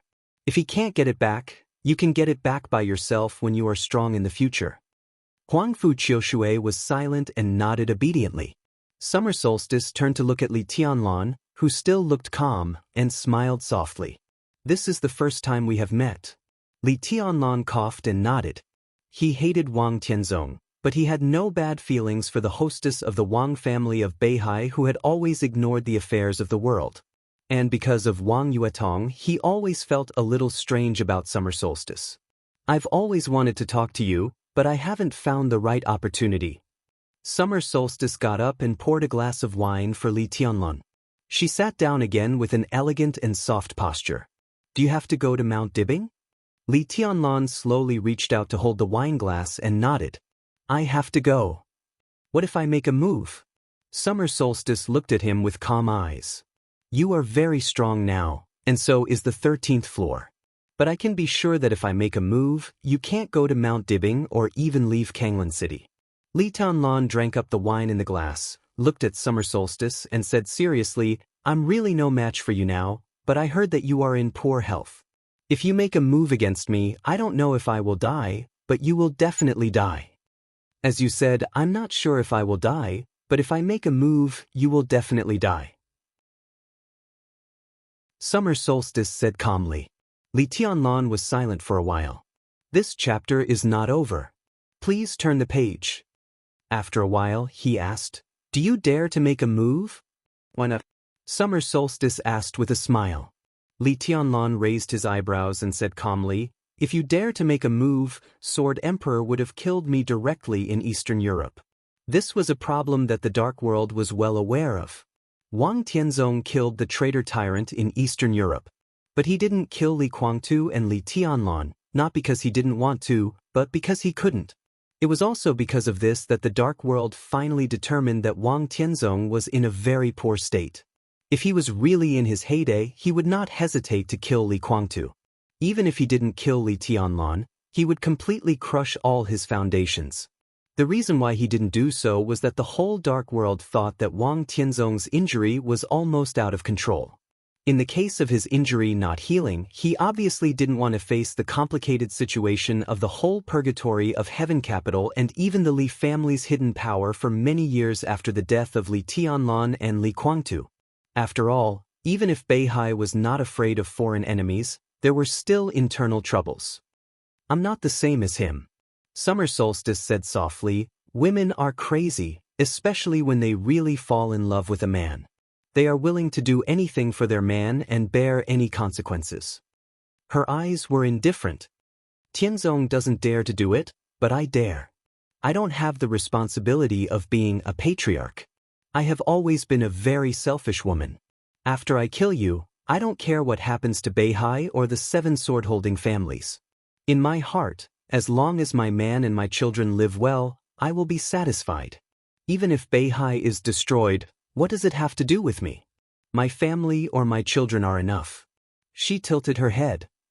At that time, Tianzong was not prepared enough and didn't dare to do anything to Li Guangtu. It was I who united with Kunlun City and set off a case of treason. I dared to do what he didn't dare to do. Why do you think I didn't dare to do it? Do you know the identities of the 3 members of the devil troupe you met in Xiaoxue? Summer Solstice looked at Li Tianlan quietly. Before they became devils, one was my father and the other 2 were my uncles. Tianlan, I sent them out because I really wanted to kill you. Li Tianlan's palms suddenly trembled, and a little wine in the cup spilled out. He looked up at Summer Solstice. Summer Solstice was also looking at him, and there was no expression on her beautiful face. Li Tianlan was silent for a long time before he slowly said, "If that's the case." He picked up his chopsticks and pointed to the sumptuous dishes in front of him. "Why didn't you kill me?" "Because I didn't want to," Summer Solstice said with a smile. She meant what she said. She dared to kill Li Tianlan, and she had put it into action. So it was not that she didn't dare, but that she didn't want to. It was not that she didn't want to give up Beihai, but she didn't want to give up Wang Tianzong. Even if it was a lightless world and a dreamless world, he was still there. Even if she couldn't see him for the time being, such a world was still extremely beautiful for her. Li Tianlan was silent for a moment and asked, "How is the Sword Emperor's injury?" "Very bad." Summer Solstice said slowly, "That sword strike caused him a lot of trouble. That's why I came to see you today." Li Tianlan looked at her and didn't speak. The Eastern European sword strike is almost eternal. The master of Samsara Palace and Shenyuan Feng are part of the reasons for it to be able to do this. The 13-story building is the main reason, right? Summer Solstice said softly. Her tone was extremely domineering, leaving no room for negotiation. "I want to take a look at the sword formation of the 13-story building." Li Tianlan raised his eyebrows. He thought about it seriously and opened his palm. Countless sword energy began to change around him. One after another, delicate little swords emerged around him. Tianguang was on Lingtai Mountain. The divine weapon was on Picturesque Mountain. There were 11 swords left in the 13-story building. The 11 swords slowly rotated around him, with some extremely profound law. Li Tianlan looked at Summer Solstice calmly and frankly. He didn't believe that anyone else in the world could understand the 13-story building except him. Wang Tianzong might be able to, but he was destined not to see it. Summer Solstice looked at it quietly for a long time. The 13-story building with only 11 swords had 2 obvious flaws. But the flaws were so obvious, like some kind of trap, with endless changes. The boundless sword intent built an almost eternal sword formation, with Shenyuan Feng's own spirituality operating on its own. Summer Solstice couldn't describe that feeling. If she had to describe it, maybe there was only one word. Vast like the starry sky, it was a kind of almost infinite power. Summer Solstice took a deep breath. Her expression was solemn and even awe-inspiring. "This is the most perfect sword formation I have ever seen in my life. Li Tianlan looked at her and didn't speak. Summer Solstice was silent for a while and suddenly said, "I know a name." Li Tianlan raised his eyebrows and asked subconsciously, "Who?" "Dongqing Huangte." Summer Solstice said calmly. Li Tianlan's heart suddenly beat faster. What kind of person is she?" Summer Solstice looked at him with a complicated look in her eyes. "I said I know a name, but only a name. I heard this name from Qin Weibai. Dongqing Huangte. She said he was the chosen one. She said that in the last battle of Dongqing Huangtu's life, there were people from the Wang family of Beihai, including a woman." Li Tianlan looked at her. "It wasn't me," Summer Solstice said calmly, "and before Qin Weibai mentioned this name, I didn't know who Dongqing Huangtu was. And I can tell you for sure that in the past 200 years, I am the only female invincible realm expert from the Wang family of Beihai. In the past 200 years, including the 7 major sword-holding families of Beihai, I am also the only female invincible realm expert. But I didn't participate in the siege of Dongqing Huangtu. I don't even know who he is. The Wang family of Beihai mobilized all the intelligence systems, trying to find traces of Dongqing Huangtu." Summer Solstice looked into Li Tianlan's eyes. "Do you want to know our conclusion?" The corner of Li Tianlan's mouth moved. Summer Solstice said slowly, "There is no Dongqing Huangtu. There is no chosen one. Dongqing Huangtu doesn't exist at all. This is our conclusion." She looked at Li Tianlan and said in a strange voice, "Then how did the 13 floors come about?" End of this chapter. Bookmark for easier reading. Chapter 644. For hundreds of years, there were countless truths in the dark world. In this world of the law of the jungle, the strong set the rules, and the rules were the truth. Countless experts rose and fell, and countless truths appeared and disappeared. But from beginning to end, there was only one truth that had never been broken. This was something imprinted in the hearts of everyone in the dark world. The Wang family of Beihai was invincible in the world. For hundreds of years, there were countless ups and downs and countless storms. The Wang family of Beihai had always been the undisputed strongest force in the dark world. The strongest force naturally had the largest intelligence network in the dark world. If such an intelligence network wanted to find a person, or even just find a clue of his existence, it could be said to be a piece of cake. At least, they could get a lot of clues in the shortest time. But Dongqing Huangtu had no clue. The intelligence network of the Wang family of Beihai was spread out. From beginning to end, what they found was nothing. There was no trace of Dongqing Huangtu's existence in the entire dark world. What did this mean? Li Tianlan's eyes were a little dazed. He quietly looked at the 13-story building floating beside him. The sword light of the 13-story building had unparalleled spirituality. It seemed to feel Li Tianlan's mood. The 11 small swords slowly approached and rotated around him more and more docile. The sword chi of every sword was fusing with his sword will. It was natural and flawless. This was a sword formation that completely belonged to him. It was like a part of his body. He didn't feel the slightest bit unfamiliar with it. He couldn't be more familiar with it. Li Tianlan waved his hand. The 13-story building returned to nothingness. He quietly looked at Summer Solstice and calmly said, "I don't believe your conclusion."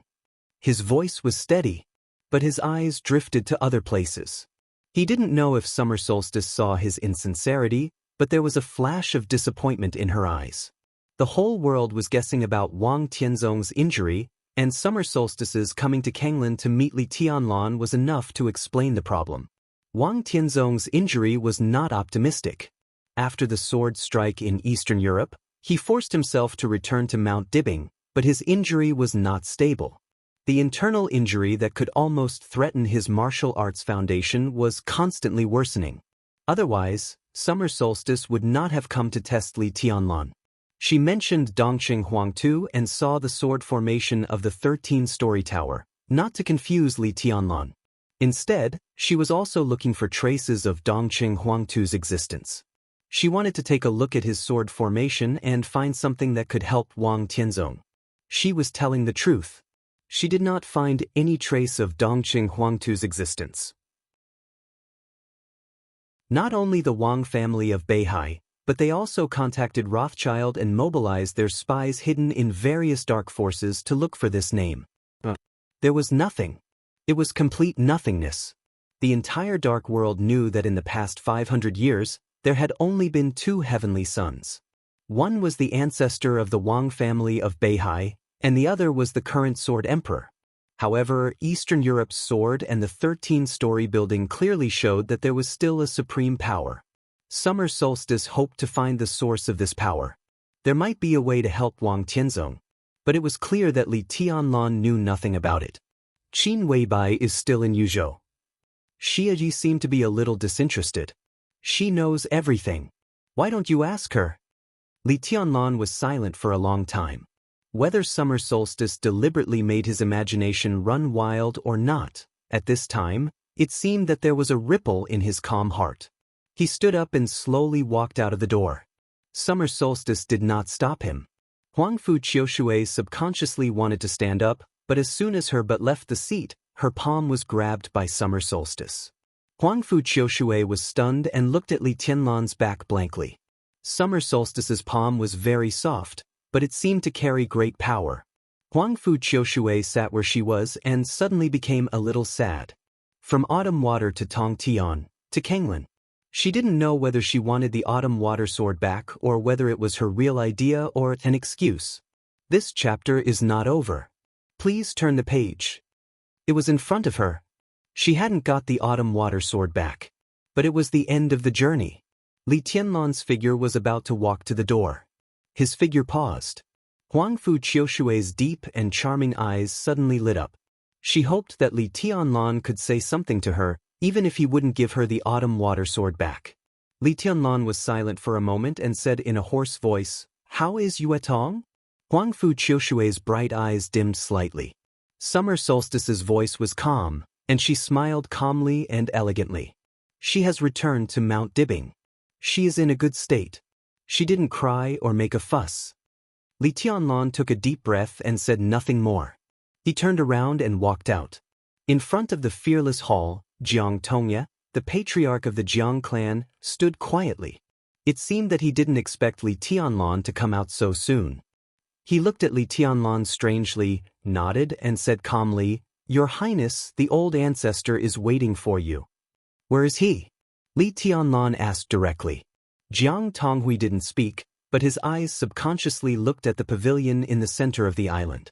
The black pavilion was shrouded in the wind and rain, with a touch of incomparable sharpness. Li Tianlan nodded. "Lead the way." The chess game was already messed up. The warm wine was half done. The river went all the way east with the crazy rain, mighty and mighty. DK's old palm gently stroked the railing, squinted at the rushing river, silent like a statue. He could see the fearless hall. He could see the young man brought here by Jiang Tongya. Some sword intent was emanating from him bit by bit, converging into an ethereal shadow. The sword energy entered the pavilion. DK turned around slowly. In his sight, a figure so young that even DK felt a little excessive was standing in front of the chessboard, looking down at the game in front of him. This was a figure that was as faint as smoke. He stood there and looked extremely real, but the sword will around him caused the entire space to become a little distorted. His face, which could not be considered handsome, was calm, but his whole person gradually emitted an indescribable temperament.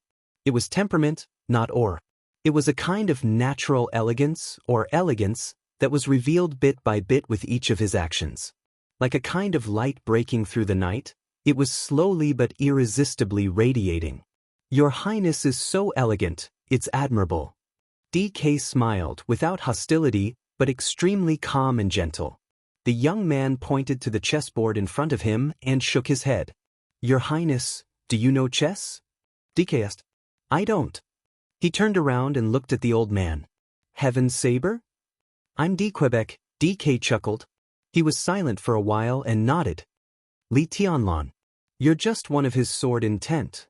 DK laughed. "But standing here, you're still Your Highness."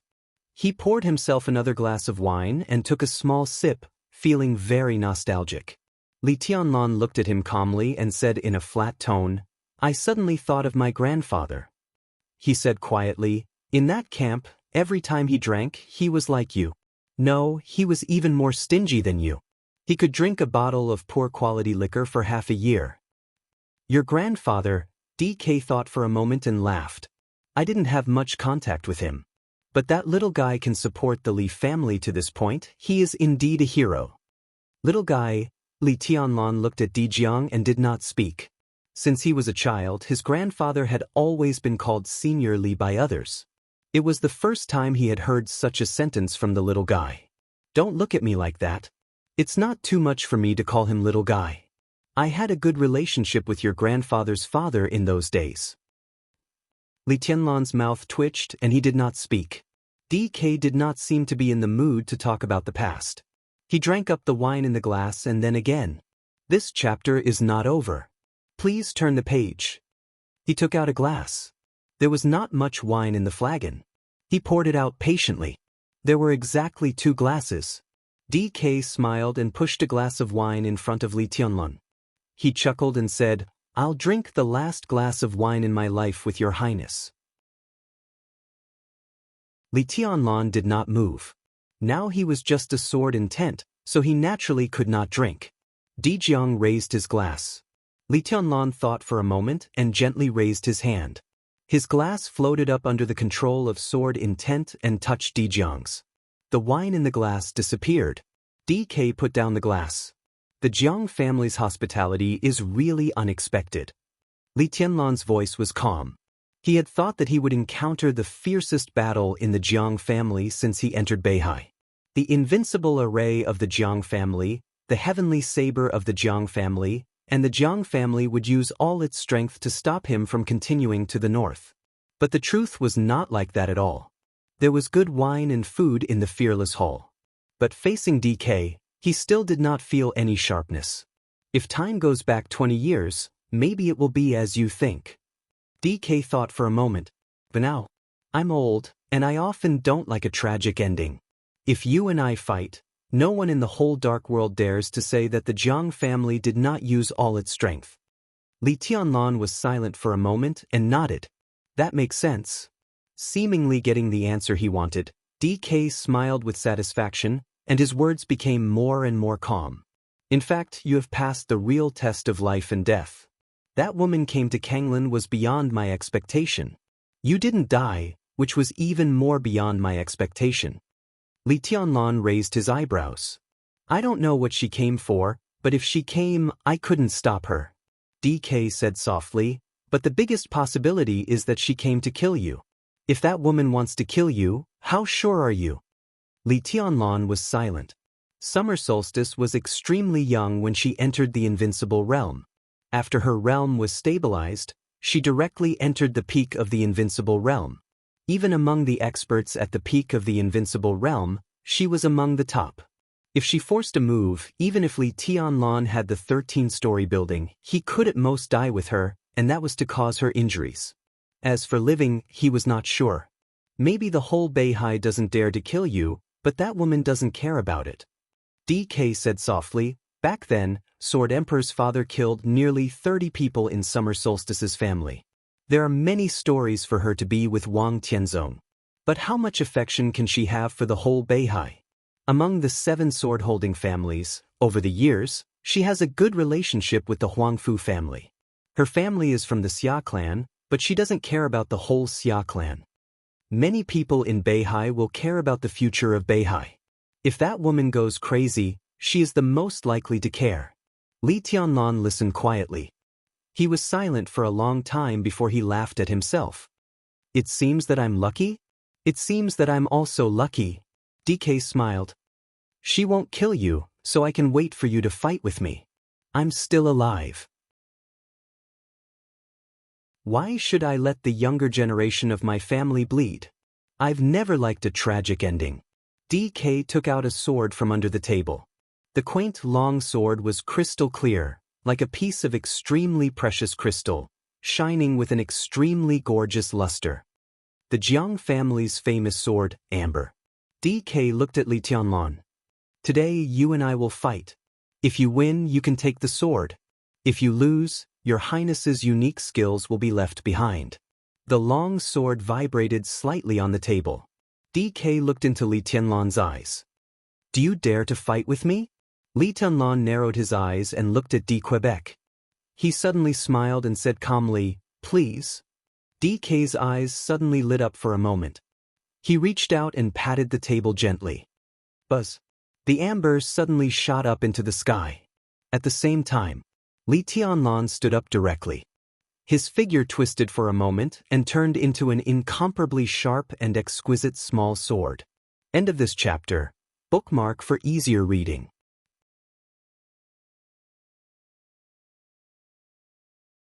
Chapter 645.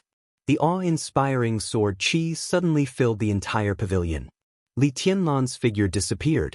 The small black sword was surrounded by an incomparably sharp sword light and spun crazily, growing longer and longer. It was like the deepest darkness, rich, pure, silent, and majestic. Its existence was incomparably real. But it was truly meaningless. It was meaningless, it was all illusory. 13 Pagoda, Xianyuan sword. This was the most important and core sword of the 13 floors.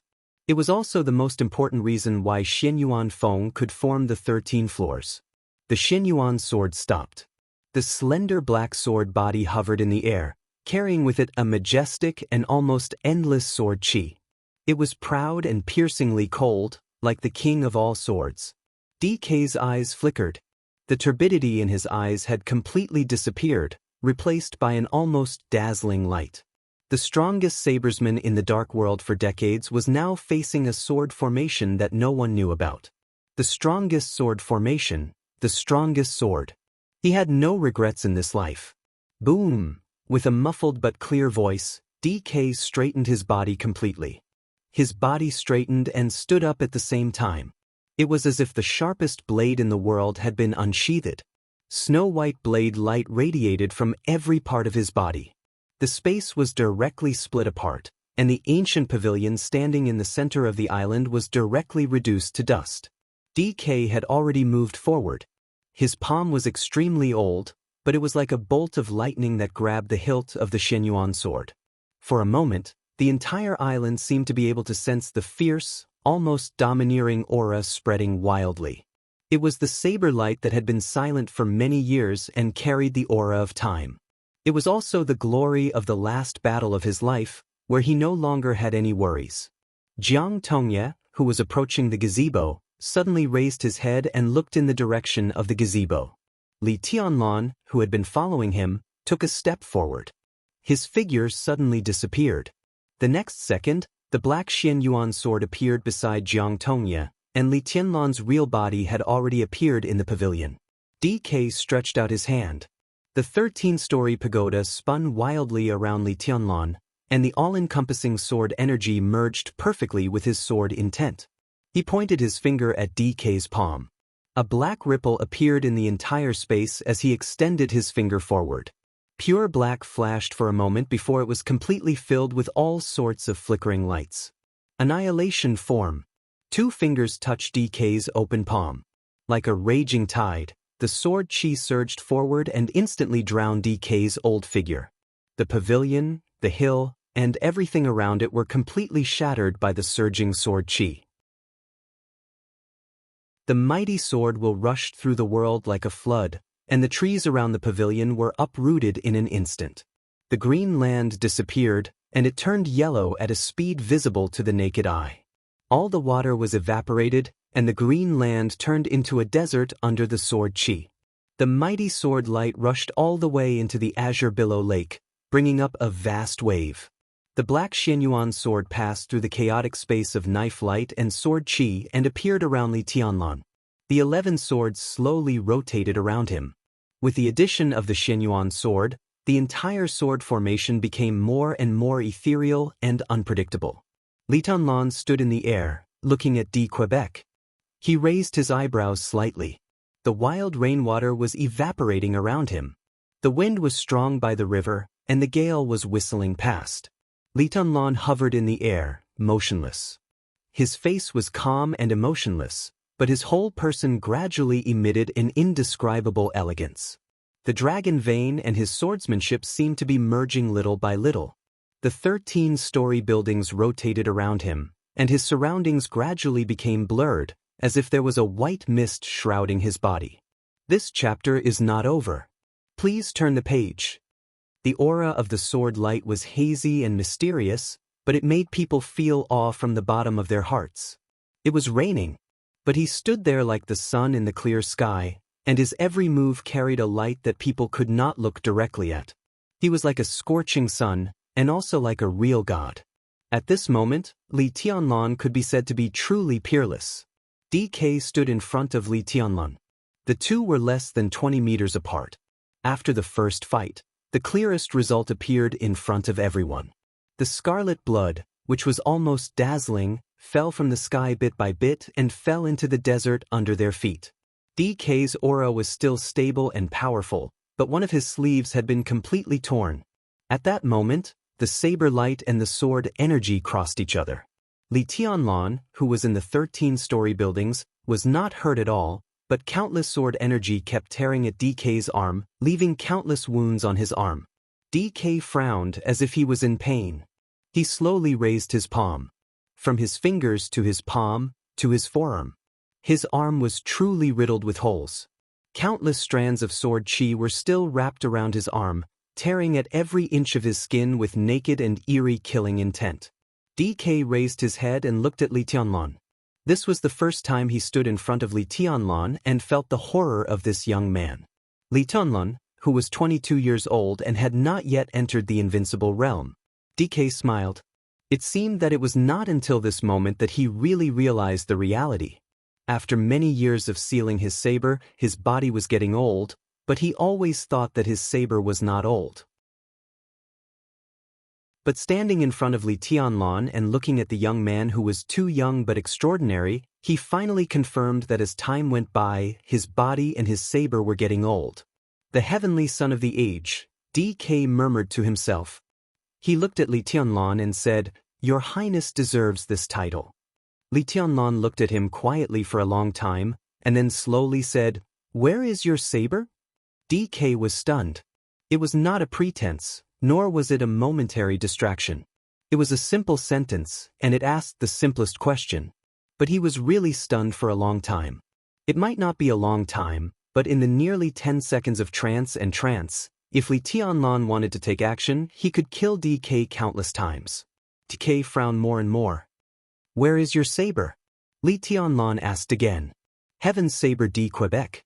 How could he be called Heaven's saber without a saber? Saber. DK looked at Li Tianlan and asked, "Where is your saber?" Li Tianlan looked at him quietly. He narrowed his eyes little by little. The mountain-like sword intent surged around him. DK smiled bitterly. He didn't think there was anything wrong. But until Li Tianlan asked this question, he realized that he didn't have a saber. "I'm old and confused," he laughed at himself and said, "I forgot where I put my saber." Tianlan entered the Kanglin Lake. He took out amber. However, he had forgotten to take his saber, and he had also forgotten where he had placed it. He had kept his saber for more than 20 years, and no one in the Jiang family knew where his saber was. DK slowly raised his head and said, "Your Highness, I'm sorry. But it doesn't matter if you don't have a saber." He stood in the air and took a step forward. "I am the saber." His figure suddenly became a shadow all over the sky, and a harsh sound exploded in the air. The old man's withered body. This chapter is not over. Please turn the page. The shadow had approached Li Tianlan. He raised his blood-covered arm. DK's eyes flashed, and a strong and violent killing intent burst out in an instant. He raised his arm high and chopped down hard. A pale light suddenly flashed between heaven and earth. It was like a saber light breaking through the sky, or lightning flashing across the sky. The saber light seemed to break everything in an instant, and the bright edge fell on the sword formation around Li Tianlan in an instant. The domain where the sword formation was located was almost instantly broken. The saber light that filled the sky and earth rushed into the sword formation like a torrent, rushing in along the two gaps in the sword formation. 13-story building, which had been hidden in the nothingness, suddenly appeared beside Li Tianlan. One after another, the small swords trembled and tottered, but they still managed to maintain some sort of profound rhythm as they spun with difficulty. The Xianyuan sword appeared in Li Tianlan's hand.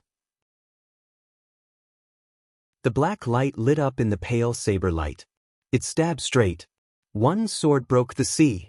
That was the most courageous sword light. 13-story building, which had been in a defensive state, rotated. All the swords were aimed at DK in an instant. The Xianyuan sword was like a black lightning in the saber light all over the sky. One after another, delicate small swords appeared beside the Xianyuan sword. The Xianyuan sword grew bigger and bigger. All the small swords merged perfectly with the Xianyuan sword and became an incomparably huge Xianyuan sword.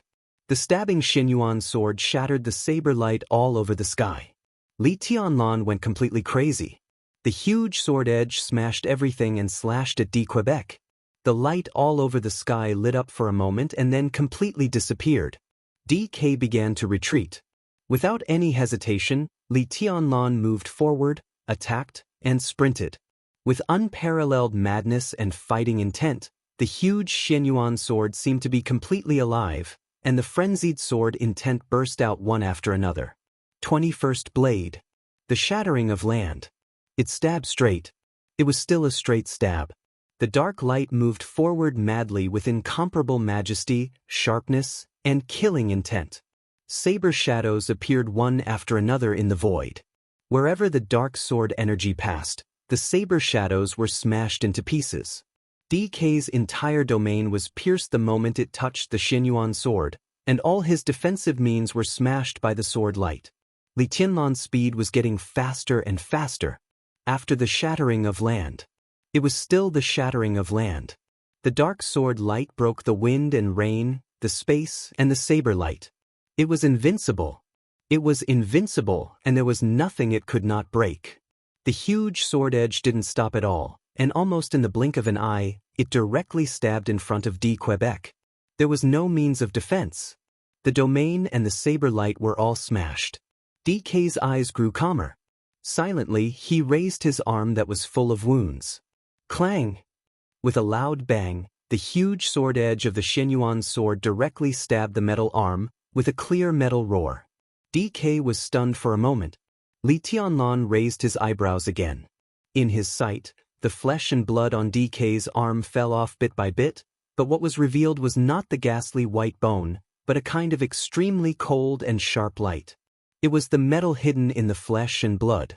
It was slender, sharp, and radiated brilliance. Heaven saber? Li Tianlan asked. DK looked at his arm quietly. He seemed to think of something and smiled softly. So, the saber is here. End of this chapter. Bookmark for easier reading.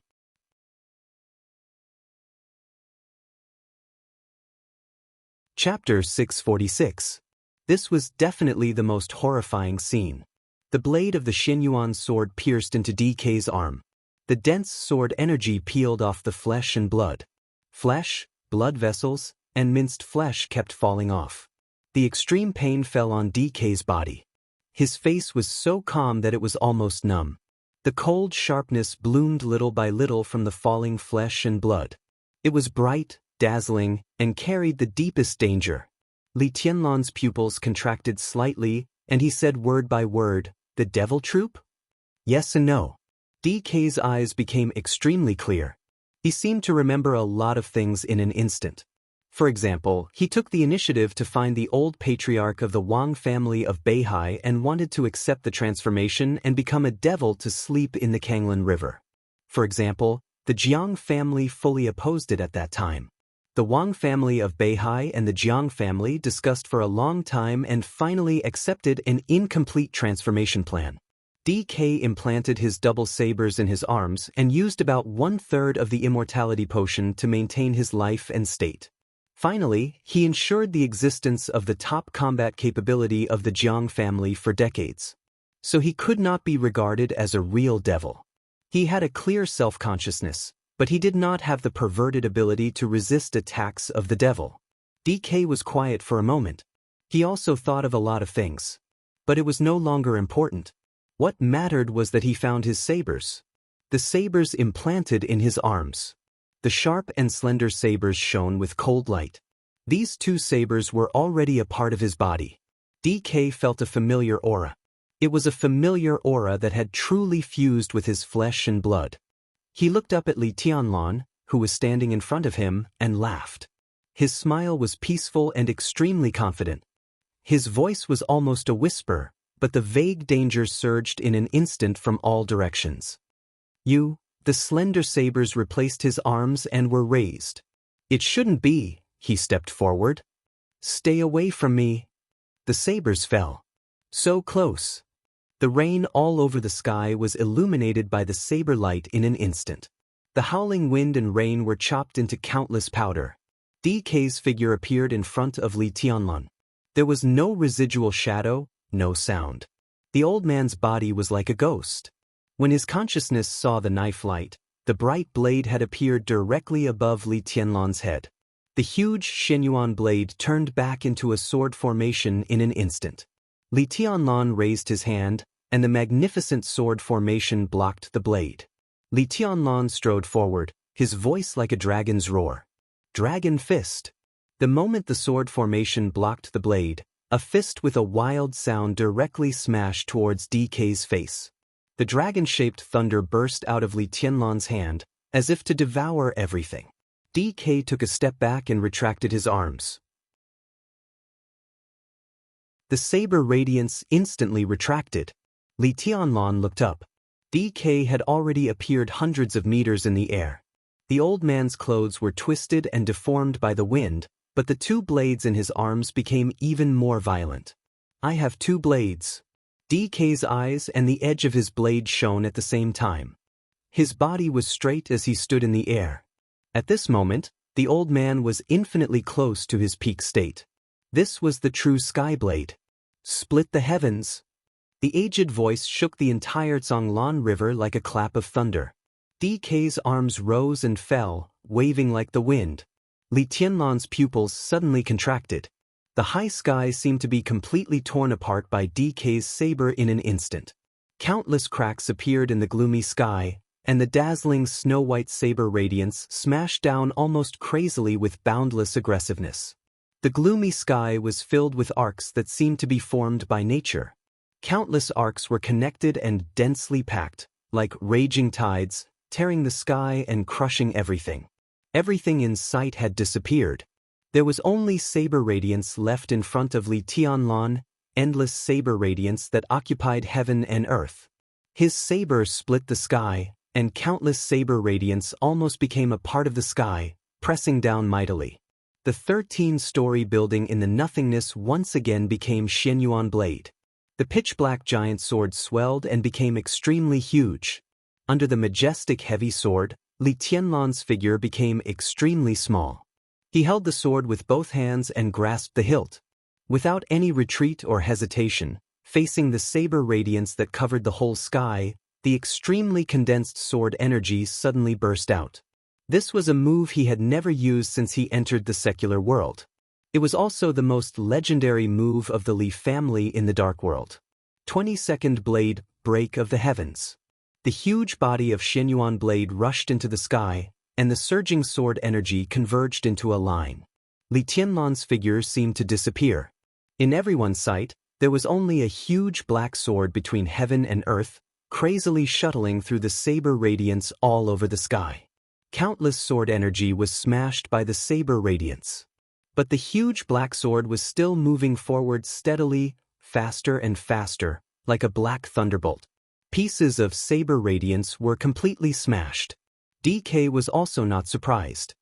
He shook his two sabers, and his voice shook the sky, split the earth. His figure appeared beside the huge black sword in an instant. The saber radiance was like a dragon, roaring and rolling through every inch of space in the sky. Push the mountain. The infinite saber radiance was like a blooming flower, blooming and burning endlessly.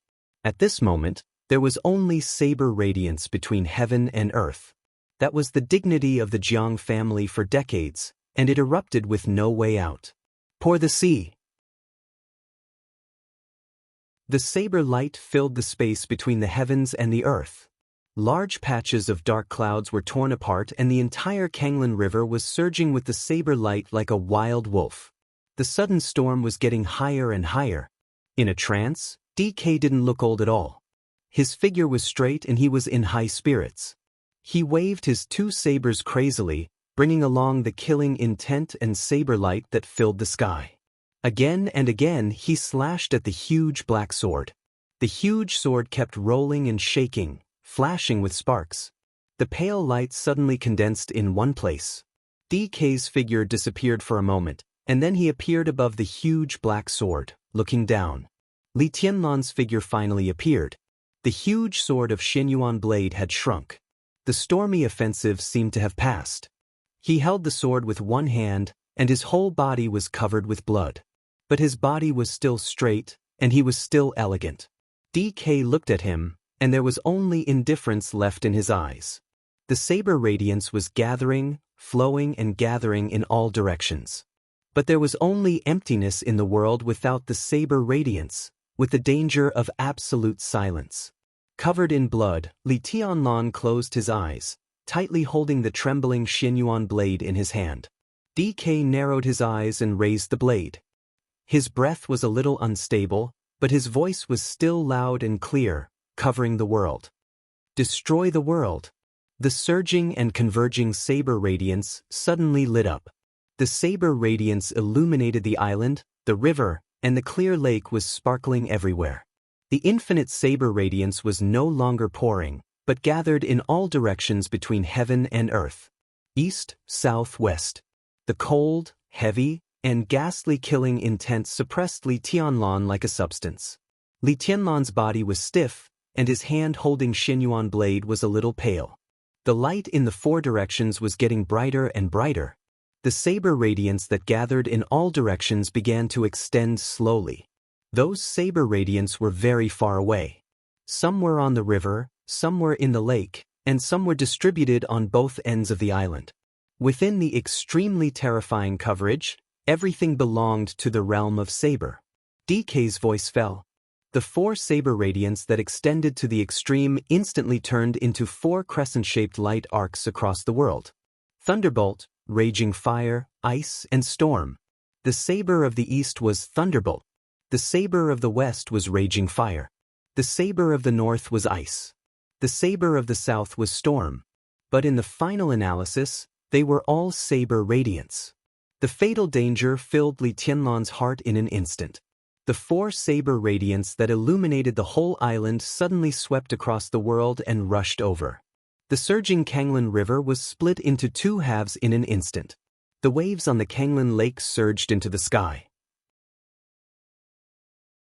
The saber radiance crossed the island. The heavy earth was instantly split into a gully that was dozens of meters long. The four saber radiance locked onto Li Tianlan and chopped over. The place where Xianyuan blade was the center of the saber radiance. This saber radiance was called Destroy the World. The four saber radiance across the world suddenly collided with each other. At that moment, the sharpness that the Jiang family had hidden for decades suddenly poured into Li Tianlan. Xianyuan blade, with two gaps, was directly smashed into the shape of a sword formation under the violent saber radiance. The saber radiance crisscrossed and flew into the distance, and then instantly circled back. It was so fast that there was almost no time to react. The four saber radiance crisscrossed and circled back to Li Tianlan in an instant. He stood in the center of the intersection of the four saber radiance and could only fight it head-on.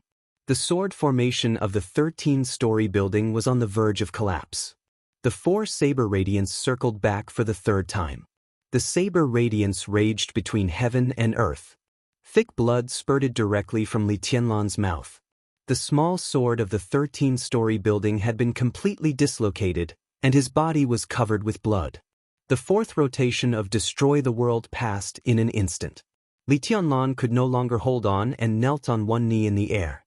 His body shook and suddenly fell from the sky, with blood all over his body. The blood of the chosen one dyed the sky red. DK's eyes did not change. His voice kept echoing, faint, with a little melancholy. I've sealed my saber for nearly 30 years, he said softly. Your Highness, do you know my position in Beihai 30 years ago? The island below was filled with cheers that were close to losing their minds. Li Tianlan's figure kept falling. His eyes fell on the sky. A glittering and translucent color fluttered in the air and slowly descended. It was the famous sword amber that was thrown into the sky by DK at that time. He heard DK's words, but he was not in the mood to think. DK gave his answer with a chuckle. 30 years ago, I was in Mount Dibbing. At that time, I was the minister of the Heaven Punishment Troop of the Wang family of Beihai, codenamed Heaven Saber. That's me. The 4 huge arcs of light across the sky and earth slowly dissipated. DK crossed his arms and made another stroke. Heaven Punishment. The dissipating arcs of light suddenly gathered again. They changed from 4 to 8, occupying 8 directions between heaven and earth. The 8 saber radiance flashed with cold killing intent, and the center of intersection was still Li Tianlan. The saber radiance that filled the sky and earth was like the sickle of death, stable, indifferent, and ruthless, using destroy the world as the foundation to create heaven punishment. This stroke was not as flexible as destroy the world, but its lethality was far greater than destroy the world. The 8 arcs of light whistled wildly and crisscrossed over Li Tianlan. The saber radiance collided with each other and passed through Li Tianlan's body. There was no blood. Li Tianlan's figure on the ground was motionless, like a shadow. It was indeed a shadow. A bloody light flashed in the corner of DK's eyes. Shadow formula. Li Tianlan's real body appeared beside DK in an instant. Sword energy, sword radiance, and sword intent. The sharp swords whistled wildly and turned into an endless torrent in the blink of an eye. The torrent of sword energy drowned D. Quebec. The blood on Li Tianlan's body flowed down with his every move. His face was pale, but there was only madness in his eyes. The 11 small swords of the 13th floor were completely controlled by his sword energy. Each of the small swords completely gave up on defense. One after another, the small swords shone with various colors of light and kept shuttling back and forth. The wind and thunder veins in Li Tianlan's body had been stretched to the limit. The sword radiance was flying. The dragon roar resounded through the sky. Dragon fist. Countless dragon-shaped lights spread out wildly. Li Tianlan's figure directly approached D. Quebec. He punched, swept his legs, elbowed, and hit his knees. In an instant, there was a storm of attacks in front of D. Quebec. Different small swords shuttled back and forth, looking for the vital parts of his body. At this moment, Li Tianlan was completely desperate. He couldn't retreat. He could only move forward. He could only attack. He faced the blade and death. Rush forward. A huge force smashed into DK's body along with the roar of the dragon. The sword radiance and the saber radiance danced at the same time. Flesh and blood splashed in the air, getting lower and lower. Di Jiang's figure kept falling in the frenzied attack. His body landed on the shore. The sword radiance flashed, and the dragon roared incessantly. But in the violent attack, the saber radiance kept flashing. DK's figure retreated into an attic of the Jiang family. In less than half a second, the entire attic was completely shattered by the huge force in an instant. His old figure was smashed into the wall of a villa under the impact of the huge force. The colorful flowing light rushed over almost at the same time. Before people could see DK's face clearly, the whole villa had been turned into countless flying debris and dust. Li Tianlan was unprecedentedly focused and crazy. Houses, attics, trees, and rockery. Anything in front of him was smashed in an instant. It was as if there was an invisible but indomitable giant holding a huge sledgehammer on the island, destroying everything on the island furiously. DK's figure retreated into the fearless hull. The thick pillar collapsed completely in an instant. His old figure appeared on the shore. Countless boats on the shore flew up and kept exploding like balls of sparks. Di Jiang stepped on the water, and his body suddenly sank. Li Tianlan stopped. He stood high in the sky, looking at the water in front of him, panting and silent for a long time. Blood flowed out of his flesh and blood, dripping into the lake of Kanglin together with the rain. The lake of Kanglin was full of ripples. Li Tianlan stared at the water, his body trembling slightly because of the absolute movement. He grew up in the primeval forest of Nanyun, where it was hot all year round. Water. For them, it had always been a real luxury. So Li Tianlan couldn't swim. He would not be DK's opponent if he entered the water. DK lurked in the lake of Kanglin. There was silence between heaven and earth. A subtle whistling sound broke the silence. The glittering and translucent radiance fell from the sky. Li Tianlan reached out his hand. That crystal-clear flowing light was pulled by an invisible force and flew over. Li Tianlan held it in his hand. He held the famous sword of the Jiang family, the Amber. The Amber was hidden in the nothingness by 13-story building. Li Tianlan became more and more powerful. His figure rushed into the sky. Blood was still falling from the sky. Li Tianlan's speed was getting faster and faster, and he became a small black dot in the blink of an eye. The water of the lake of Kanglin began to surge. Li Tianlan, who had become a small black dot, suddenly fell. Colorful lights lit up in the air. That was the unparalleled sword intent. It was the killing intent that was sharp enough to split mountains and seas. The surging sword light occupied heaven and earth. Only Li Tianlan's steady and powerful voice was left on the lake of Kanglin. Open! One sword to split mountains. One sword to split the sea. In an instant, hundreds of meters long sword light poured into the lake of Kanglin. The whole vast lake was surging, and the sharpness that was enough to tear the space was all poured into the turbulent lake in an instant. It was like a sharpness that could fight against the whole world sweeping across the lake. The turbulent lake was torn apart. The sword light went straight to the bottom of the lake, mighty and powerful. A large amount of lake water suddenly flew up and rushed into the sky, like two water walls towering into the sky. The whole lake of Kanglin was split in half by Li Tianlan's sword. Countless lake water kept surging and rushing into the sky under the obstruction of the sword energy. Li Tianlan landed. The bottom of the lake was wet like a swamp under his feet. But there was no water around. The whole lake was on both sides of him, getting higher and higher. The sword light hidden in the lake and crazily circling directly swept over the moment Li Tianlan landed. Li Tianlan's body took a step to the left. Just one step. It was a very simple movement. But with this step, his body left behind countless afterimages. One after another, black shadows appeared around the blade light. Li Tianlan kept changing his position in the black shadows. In an instant, DK was surrounded by Li Tianlan from all sides. DK stopped the sword light. With blood flowing from the corner of his mouth, he looked at the countless Li Tianlan around him and laughed. Qingfen. It was the oldest name. Now, this body movement had another name in the dark world. Desperate Chase. And Tribulation's shadow formula. Li Tianlan was silent for a while and looked at D. Quebec.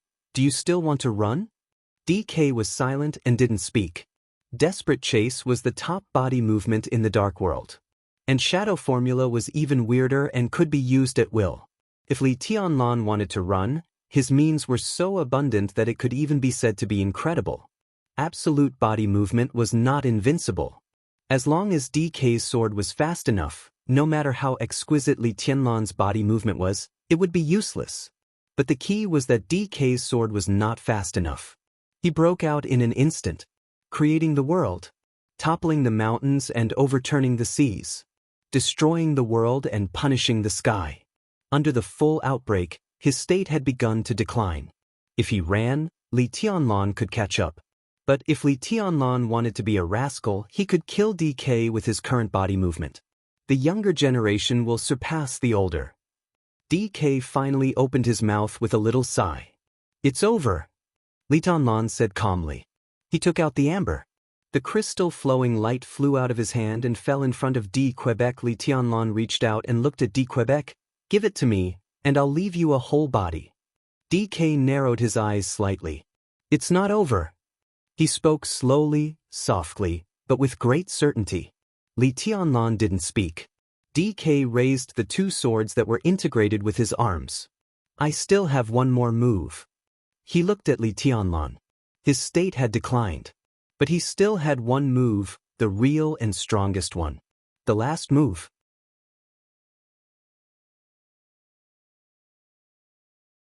Chapter 647.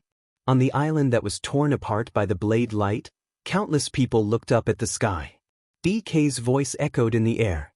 This move is called Xianxia. For decades, the Dark World had not seen Xianxia, eternity, or great tribulation. But everyone in the Jiang family knew what this move meant. Jiang Tongya, the patriarch of the Jiang family, stood near the collapsed pavilion. The surrounding woods had been completely cut up by the sword and saber. The gloomy sky fell, and DK's figure kept rising into the air, getting higher and higher. He flew out of the bottom of the lake, as if he had merged with the gloomy sky. The separated Kanglin Lake fell with a rumble. Large waves kept colliding and surging. Li Tianlan stood on the surface of the lake, looking at DK, who was rising, and at the raised blade. Jiang Tongya knelt down near the pavilion and kowtowed heavily. At the back, Jiang Tonghui, who was responsible for protecting the important figures of the family, also knelt down. All the important figures of the Jiang family knelt down one by one. On the island in every corner, the guards of the Jiang family also knelt down. Only Jiang Tongya's voice sounded after D. Quebec. It was deep and powerful, with an extremely oppressive force, piercing through the sky. Farewell, old ancestor. Everyone on the island heard Jiang Tongya's voice. Inside the Jiang family, some young people couldn't help crying. Although his surname was not Jiang, he had protected the Jiang family for more than half a century. He did not have the blood of the Jiang family in his body, but everyone was willing to call him old ancestor. He sat in the pavilion all day and was lonely for half of his life. He never interfered in the internal affairs of the Jiang family. He was not arrogant and smiled kindly all day long. The famous heaven saber in the Dark World. Finally, it was time to leave. Behind the Jiang family, Summer Solstice raised her head slightly and remained silent.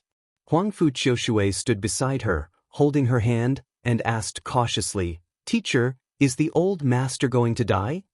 He didn't have to die, but the old master's body can't support it anymore.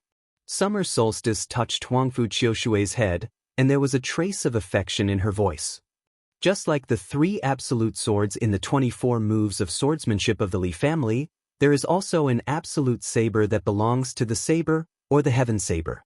Xiaji smiled and said, "Immemorial, 1,000 autumns, and great tribulation. 400s of years, these 3 styles have been the absolute blade of the blade. Immemorial gravity can be said to be the ultimate force. Great tribulation is the heaviest, and 1,000 autumns is the most balanced. It is the combination of strength and speed. Each of these 3 styles is a real blade of heaven." The corner of Huangfu Qiushui's mouth twitched as she said in a low voice, "I've seen the manuals of these 3 moves."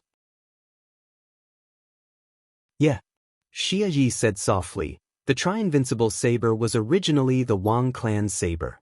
It was only in the hands of the Jiang clan that it truly flourished. Everyone knew that the Wang family of Beihai had a real chosen one hundreds of years ago. In other words, the real chosen one founded the Wang family of Beihai. However, hundreds of years had passed, and very few people knew that the prodigy from back then had a younger brother. Just like the relationship between Wang Tianzong and Wang Xiaoyao. Biological brother. As for the ancestor's brother, he used a saber. Immemorial, 1,000 autumns, and great tribulation. The tri-invincible saber could be said to be the painstaking work of his life. In that era, he had been hidden in the unparalleled light of the Chosen One. It was an era when the ancestors of the Wang family of Beihai and the ancestors of the Lin clan represented the real peak combat power. All his talents were hidden in the light of those 2. Until he took an apprentice. The saber that belonged to Beihai gradually emitted a light that could not be ignored. And his apprentice was the ancestor of the current Jiang clan. Xiaji's eyes were a little dazed. At this moment, she looked at the saber light in the air and thought of the sword and saber of the Wang family of Beihai hundreds of years ago. The heaven blade had always been hidden under the sharpness of the sword. It was willing and had no regrets. And in this era, The Wang family of Beihai also had a chosen one. The Wang family of Beihai also had two brothers. It was also a sword and a saber. But after all, it was not hundreds of years ago. Now that saber had broken through the invincible realm, it seemed unwilling to be overshadowed and was trying its best to snatch the style that belonged to the sword. She thought of the gradually expanding cracks inside Beihai and suddenly felt a little sad. Huangfu Qiushui was also very sad. In the gradually dazzling and finally dazzling light, she saw the last glory that belonged to a martial artist, but more than that, she felt lonely. Every saber of the Wang family of Beihai had an indomitable momentum, and any move of the three invincible saber was almost burning one's life and potential. At his peak, DK might be able to hurt but not die with one move, but at the age of nearly 100 years, he would probably be smashed into pieces immediately. She was a little sad, but she also had some worries that were difficult to speak out. So she hesitated for a long time before biting the corner of her red lips and whispering, "Teach Li Danlan, will he die?" Xia Ji glanced at her. Her eyes were somewhat meaningful. Huangfu Qiushui blushed and pretended to look at the sky seriously. But the teacher's words fell clearly in her ears, making her face slightly pale. "If the 13th floor is complete, he won't die," she said slowly, "but in this case, unless the old master shows mercy, I don't see the possibility of his survival based on his current combat capability." Her voice paused. "Maybe he can survive, but his foundation is doomed to be destroyed, and he has no hope of becoming the chosen one."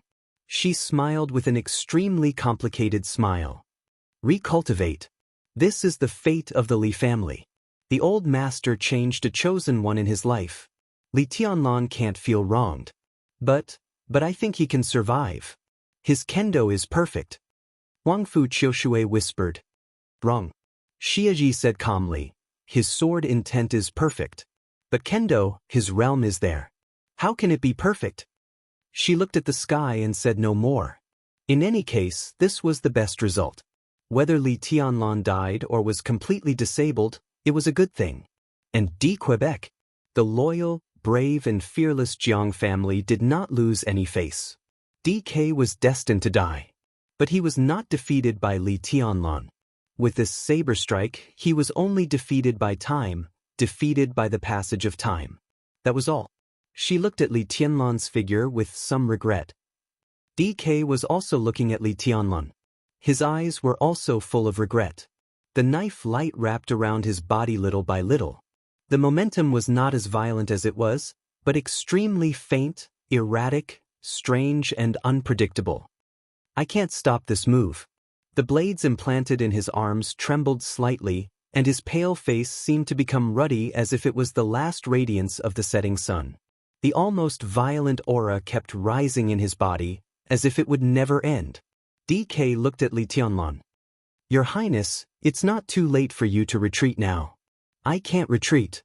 Li Tianlan looked at DK and was silent for a long time before he said in a calm tone. He slowly took a step forward. Just one step. A lot of blood gushed out of his body directly. Li Tianlan's face became paler and paler, and he frowned tightly. At this moment, there was no knife light between heaven and earth. But the entire world had become an incomparably sharp blade. The sharpness of the blade covered every vital part of Li Tianlan. He could not attack or even move. He stood on the blade of heaven and earth. The only thing he could do was to wait for DK's knife light to fall. Li Tianlan became more and more silent. He stood on the lake and looked at DK's knife. This was a move that DK made at the cost of his life. Li Tianlan had no doubt that the power of this move could definitely make DK return to his real peak, or even surpass his peak state. Could he block it? Li Tianlan was not sure. He had an extremely reluctant answer in his heart. It was reluctant and extremely vague. He did not know the final result of this answer. But he was very clear that he stood on the land of Beihai, and there was no way out every minute and every second. Or move forward. Or die. In the silent rotating blade of heaven and earth, Li Tianlan raised the Xianyuan sword little by little. His arm bloomed with a lot of blood in the process of raising it. but his eyes were extremely calm, even dead. DK was a little moved, but he did not speak. The blade of the Xianyuan sword pointed at DK from afar, and the loud heartbeat rang out unhurriedly. Li Tianlan's voice was calm. "Please." DK sighed slightly and looked at the world around him. It was the Kanglin River and Kanglin Lake that he had seen for most of his life. The vast Beihai was surging and surging. He took one last look at it with great love and attachment. He crossed his two knives and no longer hesitated. Across a distance of thousands of meters, his two knives directly chopped down. The world became silent in an instant. The whistling wind, the messy ground, and the surging water. All the sounds disappeared completely. In the completely silent real world, only the blooming knife light flew over with an incomparably dazzling arc of light. The flickering arc tore the world apart and locked on Li Tianlan with the strongest power and the fastest speed. It was spinning. It was flying. It was shrinking. The knife light that was thousands of meters long directly shrank countless times in the blink of an eye. This move was aloof from the world. This move did not bring any damage to heaven and earth. All the power and all the killing intent gathered on Li Tianlan without any waste. Li Tianlan finally saw the real Xianxia. The real heaven knife. The knife light that seemed to surpass everything kept spinning, with a clear smell of death. The 13th floor without two swords could not stop this move. He could not stop this move either. Death was close at hand. Li Tianlan's mind was blank. In an instant he seemed to forget everything. He forgot the camp where he had lived since he was a child. He forgot the 24 moves of sword that he had practiced since he was a child. He forgot the invincible manual. He forgot the shadow formula. He forgot the sword of emperor path that Wang Xiaoyao had traded with him. He also forgot the notebook that the master of Samsara Palace had given him when he was in Eastern Europe, which recorded all the martial arts experiences of the Chosen One. He gave up the 13th floor. The 11 swords quickly overlapped in his hands and turned into the Xianyuan sword. The moment the Xianyuan sword was formed, it was crushed by the invisible pressure emitted by the knife light. The 11 swords flew around Li Tianlan in a disorderly manner and did not even form a sword formation. The saber light approached Li Tianlan at an unparalleled speed. There was a vast whiteness in front of Li Tianlan's eyes. It was a cold and dead polar land. There was only ice and snow all over the mountains and fields. He thought of the 3 years he had walked thousands of miles. In those 3 years, every exploration, every thought, every success, every thought, every thought, every thought, every thought, every thought. The long road. The footprints kept replaying in his mind. The knife light rushed across a distance of thousands of meters and approached Li Tianlan with a grim smile of death. Li Tianlan reached out his hand casually. The sword intent was mighty and rushed straight to the sky in an instant. Countless sword lights burst out in an incredible and hysterical way in the blink of an eye. The heaven-cutting style. The shattering style. The sky-splitting style. The sea-breaking style. This was his own kendo. The sword energy was layered. His sword light kept changing, like reincarnation. The sword light of the 24 moves of sword kept flying. The power belonging to the immortality seal surged out in the sword light. The ninth sky was endless. In an instant, Li Tianlan turned into kendo. The all-encompassing sword Dao. Countless rays of light formed in the blink of an eye. That was the sword light of Shu Mountain. Nirvana sword essence. Phantom sword essence, Great Void sword essence, Yin-Yang sword essence. It was the sword light of the Jade Lake. Transcendent flying immortal, unparalleled in all Daos, heaven-shattering white rainbow. That was the domain of Sai City. Heaven and earth were useless. It was the 9th secluded impasse of Kunlun City. It was the sword of Emperor Path of the Wang family of Beihai. It was Jifeng sword control of the Jifeng sword reigning school. Countless sword lights flashed. It's everything. It was also the purest sword. Hundreds of sword intents gathered together in an extremely disorderly manner. Even Li Tianlan himself didn't know what kind of sword it was. However, this was his strongest move. This was what he had learned all his life. All he had. DK's saber light was subtle and light. Li Tianlan was surrounded by light. It was colorful, and there was day and there was night. Day and night alternated. Li Tianlan held the hilt of Xianyuan Feng. It was like some sort of reincarnation, but also like some sort of continuation. All of a sudden, the 11 swords around Li Tianlan shone with a dazzling light. Graceful, aquamarine, silver moon, heartbreak, donghuang, phantom, judgment, twilight, horizon, and void. 10 delicate small swords vibrated at the same time. Li Tianlan's Xianyuan sword. He seemed to want to stab forward. However, a vague feeling made him loosen his grip. In the quiet world where day and night alternated, Li Tianlan kept appearing one after another. Each Li Tianlan was perfectly integrated with a small sword. Li Tianlan's real body stood where he was and loosened his palm. 10 swords. 10 shadows. Xianyuan sword. Everything flew out of Li Tianlan's hand. The gloomy sky ushered in the everlasting night in an instant. The night was long. Xianyuan's sword kept recombining with everything and became Xianyuan Feng. Xianyuan Feng cut through the sky like a meteor. At the back of the island, Summer Solstice's body shook violently. She looked at the sword light with disbelief in her eyes. This might be a scene that countless people in the dark world were very familiar with. The meteor-like sword shone with sword light. It was like a moment. It was like an eternity. It was like a dream. Samsara in a moment. The knife light that was enough to tear was instantly shattered in front of Xianyuan Feng.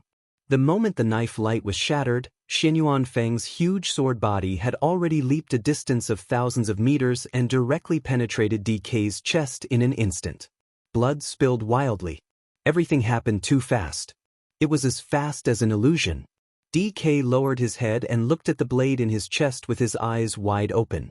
Li Tianlan appeared beside DK and held the hilt of the sword. There was no joy of victory on his face. There was no calmness. At this moment, Li Tianlan's eyes and face were full of bewilderment. This is... DK's voice was extremely difficult. Li Tianlan laughed. His smile was a little crazy, a little self-deprecating, with a little inexplicable and confusion. In the face of Xianxia, he gave up the 13th floor. He gave up everything. He used his own kendo. With his own kendo as the foundation, he simulated countless sword intents that he knew.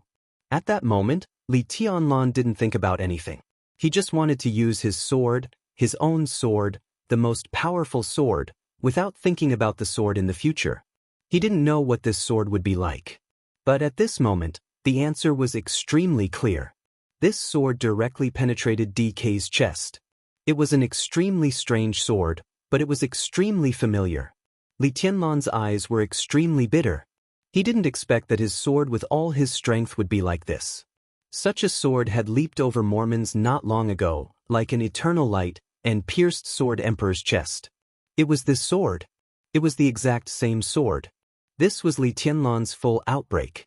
It was his own sword. This was the 13th floor. You're tuning in to the Wandering Hero YouTube channel. Don't forget to subscribe and join us on this journey to catch the most captivating stories.